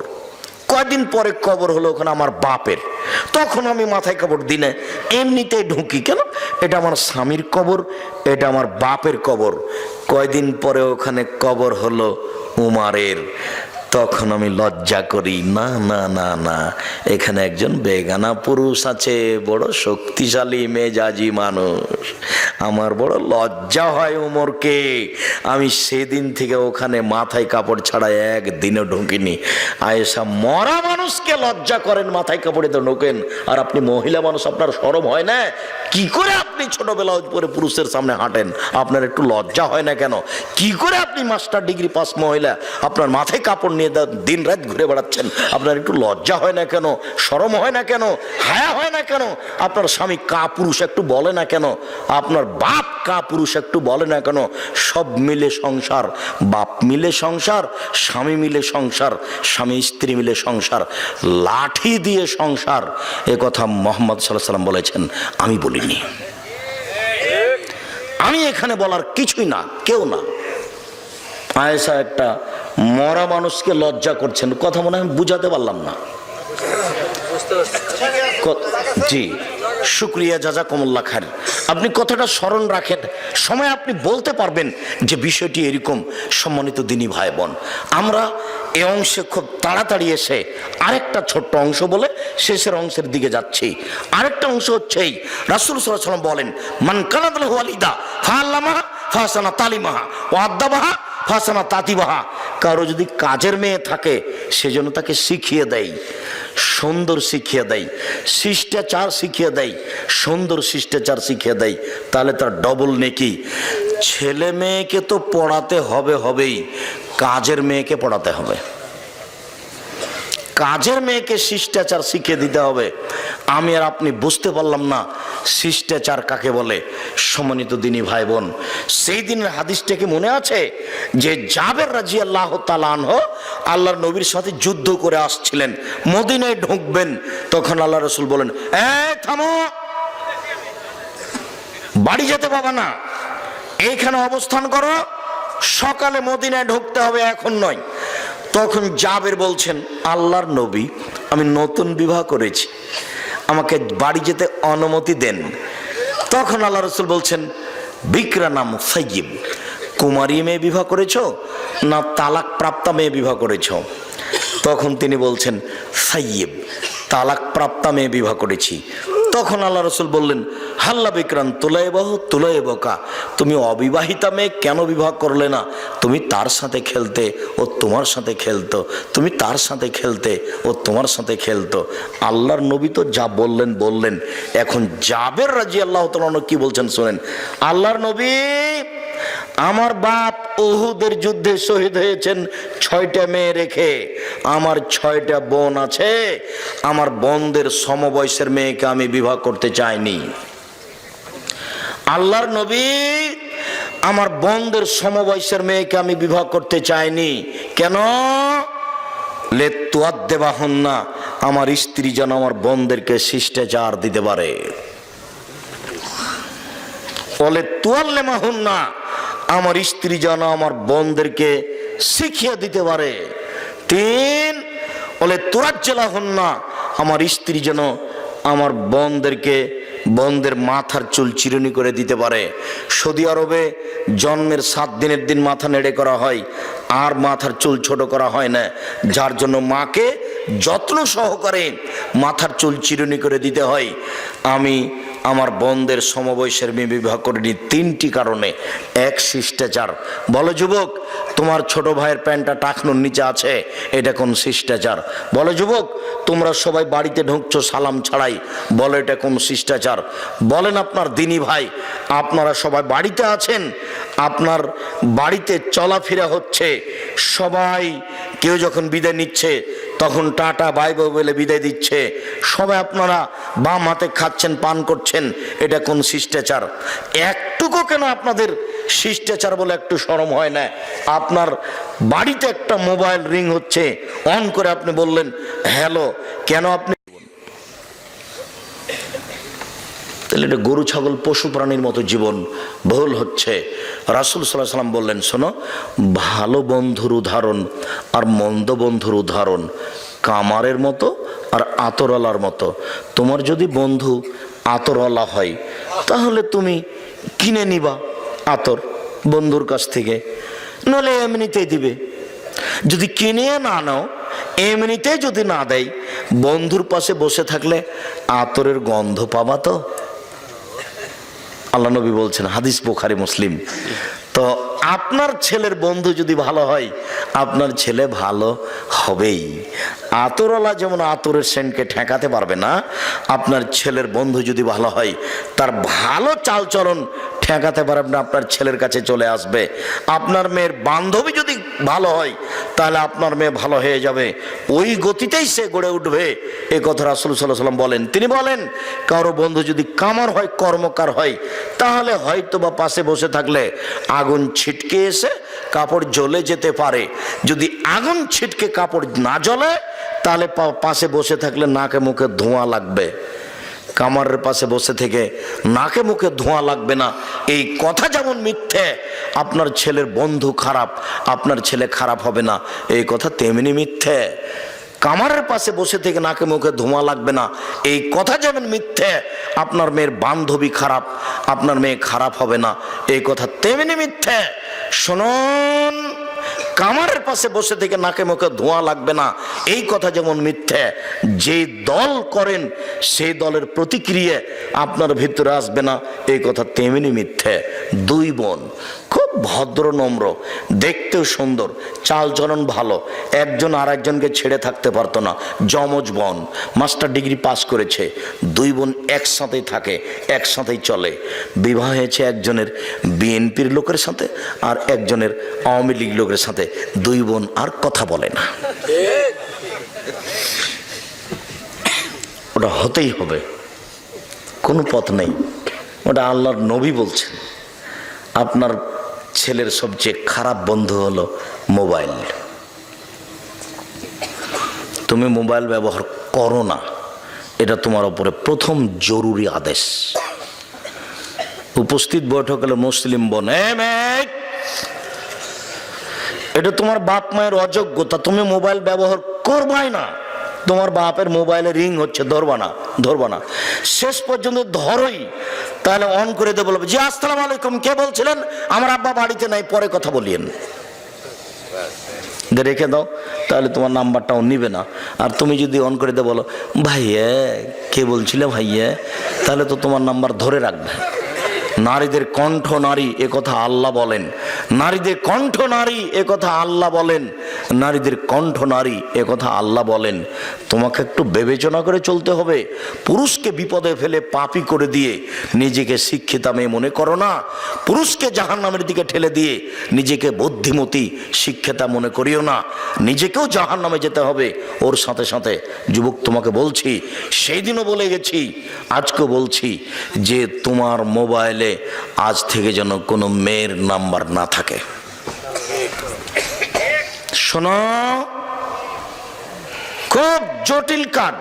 তুমি যদি এখন তওবা করো যে আর কোনোদিন আমি কথা বলবো না, এ বলে যদি তওবা করো তুমি, তো তুমি ঘরে একাই আছো, কেউ নেই, আজকেই ঘরে একাই আছো, কেউ নেই, ধীরে তোমার হাতটা মোবাইলে চলে যাবে। শক্তিশালী সদস্য শয়তান, ও রগে রগে চলতে পারে। যখনই একাই থাকার কারণে এখানে তওবা করে গেলে আর তার সাথে কোনোদিন কথা বলবো না, ঘরে একাই ধীরে হাতটা চলে গেল, মোবাইলটা তুমি লক করেই শুয়েছিলে, 2 মিনিট 5 মিনিট পরে দেখলে যে মোবাইলটা হাতে নিয়ে আবার তুমি লকটা খুলে দিলে। এরকম যখন হলো তখন তুমি লাফ দিয়ে উঠে যাও, ইন্না লিল্লাহি ওয়া ইন্না ইলাইহি রাজিউন। এ তো শয়তান চলে এসেছে, তোর মুখে আমি লাথি মারি, শয়তান তোর মুখে আমি লাথি মারি, দেখি তুই জয় হোস না আমি জয় হই, আমি মোবাইলে হাত দেব না। নাউজুবিল্লাহি মিন জালিক, নাউজুবিল্লাহি মিন জালিক। শয়তান ঘরে ঢুকে গেছে, তোর মুখে আমি লাথি মারি শয়তান। তুমি লাফ দিয়ে ঘরের বাইরে চলে যাওয়া। বুঝতে পারছো না মনে হয় কথাটা? তার মানে শয়তানকে তুমি পরাস্ত করবে কিভাবে? আল্লাহ বলছেন ও হচ্ছে তোমার স্পষ্ট খোলাখলি শত্রু। এই ভাষাগুলো আল্লাহ কোরআন মাজিদে ব্যবহার করছে। আদুব্য মুবিন, ও হচ্ছে স্পষ্ট শয়তান। সম্মানিত দিনী ভাই বোন, আমার এ অংশে এসে আপনার স্ত্রীর সাথে একটা পরামর্শ আর আপনার মেয়ের সাথে একটা পরামর্শ, এই দুটো এক খেলে চেয়ে থাকবেন, 19 বিষয় না যেন। প্রথমে আপনার স্ত্রীর সাথে একটা পরামর্শ পেশ করি, এদিকে শুনেন। আল্লাহ নবী বসেছিলেন, কিছু ইহুদি লোক আসলো, এসে আমাদের নবীকে বলছেন আসসালামু আলাইকুম। অর্থ হলো আপনার মরণ হোক। তখন আল্লাহ নবী বললেন ওয়ালাইকুম, তোমাদেরও হোক। কিন্তু এই কথা আয়েশা রাদিয়াল্লাহু তাআলা আনহা শুনতে পাননি। উনি আয়েশা পিছন দিকে ছিলেন একটু দূরে, বলার সাথে সাথে একবারে ক্ষেপে উঠেছেন, এভাবে বলছেন আসসালামু আলাইকুম ওয়া লানাতু আলাইকুম ওয়াল গাযাবু আলাইকুম, মরণ তোমাদের হোক, তোমাদের উপর অভিশাপ হোক, তোমাদের উপর আল্লাহর গজব নাযিল হোক। একবারে একসাথে 3-4 বাক্য। তখন আল্লাহ রাসূল বলছেন আলাইকে বিরিফকে, নরম হও, নরম হও। পৃথিবীর সবচেয়ে দামি মহিলাকে আদেশ করছেন আল্লাহর নবী, নরম হও। তখন আয়েশা বলছেন আলাম তাসমা মা কালু, ওরা কি বলেছে আপনি শোনেননি? তখন আল্লাহ রাসূল বলছেন আলাম তাসমা মা কুলতু, আমি কি বলেছি তুমি শোনোনি? ওরা বলেছে আসসালামু আলাইকুম, আপনার মরণ হোক, আমি বলেছি ওয়ালাইকুম, তোমাদের হোক। তো সমান সমান তো হয়ে গেছে। তা আমি তো সমান সমান বলেই ফেলেছি, তুমি আবার এত কিছু বললে কেন? নরম হও, ফল ফসা, কঠোর হয় না, কর্কশ হয় না, নরম ভাষাতে কথা বলিও। পৃথিবীর সবচেয়ে দামি মহিলা হচ্ছেন আয়েশা রাদিয়াল্লাহু তাআলা আনহা। তিনি বলেন কামলা মিনার রিজালি কাসির ওয়ালাম ইয়াকবুল মিনান নিসায়ে ইল্লা সালাসা, পৃথিবীতে বহু পুরুষ বড় বড় জান্নাত পাবে, কিন্তু মহিলারা তেমন পাবে না, মাত্র 3 জন। 1 ইমরাত ফেরাউন, ফেরাউনের স্ত্রী আসিয়া। 2 বিনতে ইমরান, ইমরানের মেয়ে মারিয়াম। 3 ফজল আয়েশা আলা সাইরিন নিসায়ে কাফাজলি শরীদে আলা সাইরি তমে, আয়েশার সম্মান পৃথিবীতে সকল মহিলার উপরে। সারিদ খাদ্য যেমন দামি, সমস্ত খাদ্যের উপরে সারিদ মানে গোস্তের ঝোলে রুটি ভিজিয়ে খাওয়া হলো সবচেয়ে দামি খাদ্য আরবিদের নিকটে। এইটা যেমন খাদ্য হিসাবে দামি, আয়েশা তেমন মহিলা হিসাবে সবচেয়ে দামি। এত বড় দামি মহিলাকে আল্লাহ নবী বলছেন নরম হও। তো আপনার স্ত্রীকে আয়েশার চেয়ে দামি? তাকে একটু নরম হওয়ার জন্য বলতে পারেন না? তাকে একটু ধৈর্যশীল হওয়ার জন্য বলতে পারেন না? মাঝে মধ্যে আপনাকে বলতে হবে। আল্লাহর নবী যদি বলা প্রয়োজন মনে করেন, তাহলে আপনাকে প্রয়োজন মনে করতে হবে। আপনার সাথে আপনার স্ত্রীকে নিয়ে পরামর্শ শেষ করলাম, এবার আপনাকে নিয়ে আপনার মেয়ের সাথে একটা গুরুত্বপূর্ণ পরামর্শ। এদিকে দেখেন, আয়েশা রাদিয়াল্লাহু তাআলা আনহা আল্লাহর নবীর সাথে যুদ্ধ করে আসছিলেন। তো এক জায়গায় আয়েশার হার, গলার হার কোথায় পড়ে গেছে উনি বুঝতে পারেননি। এখন সবাই মিলে হার খুঁজতে লেগেছেন, হার পাওয়া যায় না। কোথায় কোথায় কোথায় কে নিল, কোথায় কোথায় হারালো। পানিতে নামাজের টাইম হয়ে গেছে, সলাতের টাইম হয়ে গেছে, পানি নাই, অজু করতে পারে না, সলাত পার হয়ে সময় পার হয়ে যাচ্ছে, সবাই বিপদে। তখন জনগণ আবু বকর সিদ্দিকের কাছে এসে বলছেন আপনি জানেন আপনার মেয়ে কি ঘটিয়েছে? কি হয়েছে? আমার মেয়ে কি করেছে? কেন আপনার মেয়ে হার হারিয়ে দিয়েছে, তো আমরা কেউ তো যেতে পারছি না, সবাই আটকা পড়েছে, তো এখানে পানি নেই, তো অজু করতে পারছি না, সলাত আদায় করতে পারছি না। তাই এই কথা শুনে মেয়ের উপরে এমন ক্ষেপে গেলেন। আয়েশা বলছেন আমার স্বামী আমার উরু রানের উপরে মাথা দিয়ে ঘুমিয়েছিলেন, আমার বাপ আসলেন রাগ করে, ফাল্লাকা জানি লাকচাদান শাদিদা, আমার কোমরের উপরে কয়েকটা কিল মারলেন, এত জোরে মারলেন আমার স্বামী আমার উরু রানের উপরে মাথা দিয়ে না ঘুমালে মায়ের কারণে দূরে সরে যেতাম, তিনি এত জোরে মারলেন। সবচেয়ে বড় মানুষে মারলেন কে? আবু বকর সিদ্দিক রাদিয়াল্লাহু তাআলা আনহু।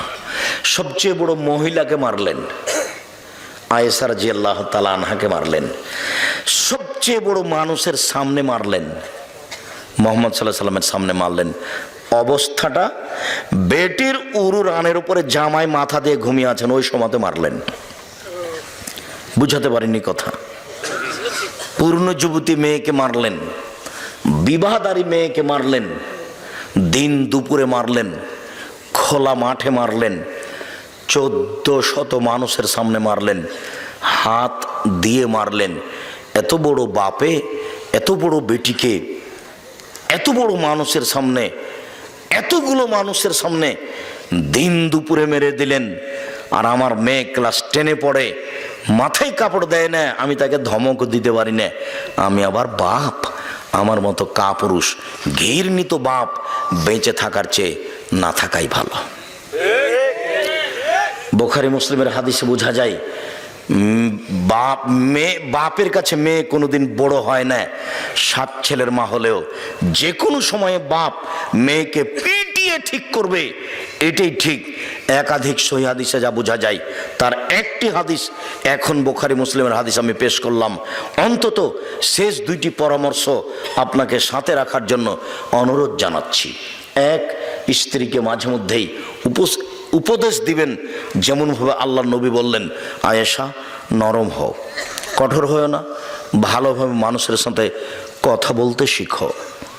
যেমনভাবে আবু বকর সিদ্দিক মেয়েকে মেরে দিলেন, অথচ মেয়ে সবচেয়ে দামি সম্মানিত দিনী ভাই বোন, আদর্শ পরিবারের উপরে, আপনার পরিবার ও পারিবারিক জীবনের উপরে একটা সংক্ষিপ্ত গুরুত্বপূর্ণ আলোচনা পেশ করার পরে জরুরিভাবে বলছি, আমার একটি দাবি আপনাকে রক্ষা করতে হবে। সেটা হলো এই, আমার জীবনে বড় স্বাদ, এদেশের মাটিতে আমি উন্নত মানের প্রতিষ্ঠান গড়বই ইনশাআল্লাহ। সেটাই হচ্ছে জামিয়া সালাফিয়া ডাঙ্গিপাড়া পবা রাজশাহী, সেটাই হচ্ছে রূপগঞ্জ নারায়ণগঞ্জ ঢাকা। আমার যেটা দাবি আপনার উপরে, সেটা একটু খালি আল্লাহকে বলবেন, আল্লাহ আব্দুর রাজ্জাক সাহেব যে প্রতিষ্ঠান করছে এটা তুমি কবুল করো। আর দ্বিতীয় যেটা, সেটা হলো এই যে জামিয়া সালাফের পক্ষ থেকে একটা পত্রিকা বের হয়, এটা জামিয়া সালাফের মুখপাত্র পত্রিকা। 20 টাকা মূল্য, সারা পৃথিবীর প্রত্যেকটা বাঙালি কিনবে, এটা আমার দাবি, আন্তরিকভাবে তার উপরে দাবি। এই 20 টাকাকে সে যেন বড় মনে না করে, তাহলে এই প্রতিষ্ঠানের, এই পত্রিকার অনেক উপকার করা যাবে, অন্যান্য বই সহ। সাথে সাথে আব্দুল্লাহর বইটি আছে, দেখবেন মিন্নাতুল বারি, বুখারীর ব্যাখ্যা হিসাবে বাংলা ভাষায় নয়, আরবি উর্দু ভাষায় এই মানের কোনো বই বের হয়েছে বলে আমার অবগতিতে নেই। মিন্নাতুল বারি, আদর্শ পরিবার, আদর্শ পুরুষ, আদর্শ নারী, যেসব বইগুলি লিস্টে যা আছে সব বইগুলি যাওয়ার সময়তে নিয়ে যাবেন। বিশেষভাবে জরুরি কথা, 13-14 ফেব্রুয়ারি সম্মেলন রাজশাহীতে, আর 5-6 মার্চ সম্মেলন রূপগঞ্জ নারায়ণগঞ্জ ঢাকায়। আর 2 প্রতিষ্ঠানে ভর্তির তারিখ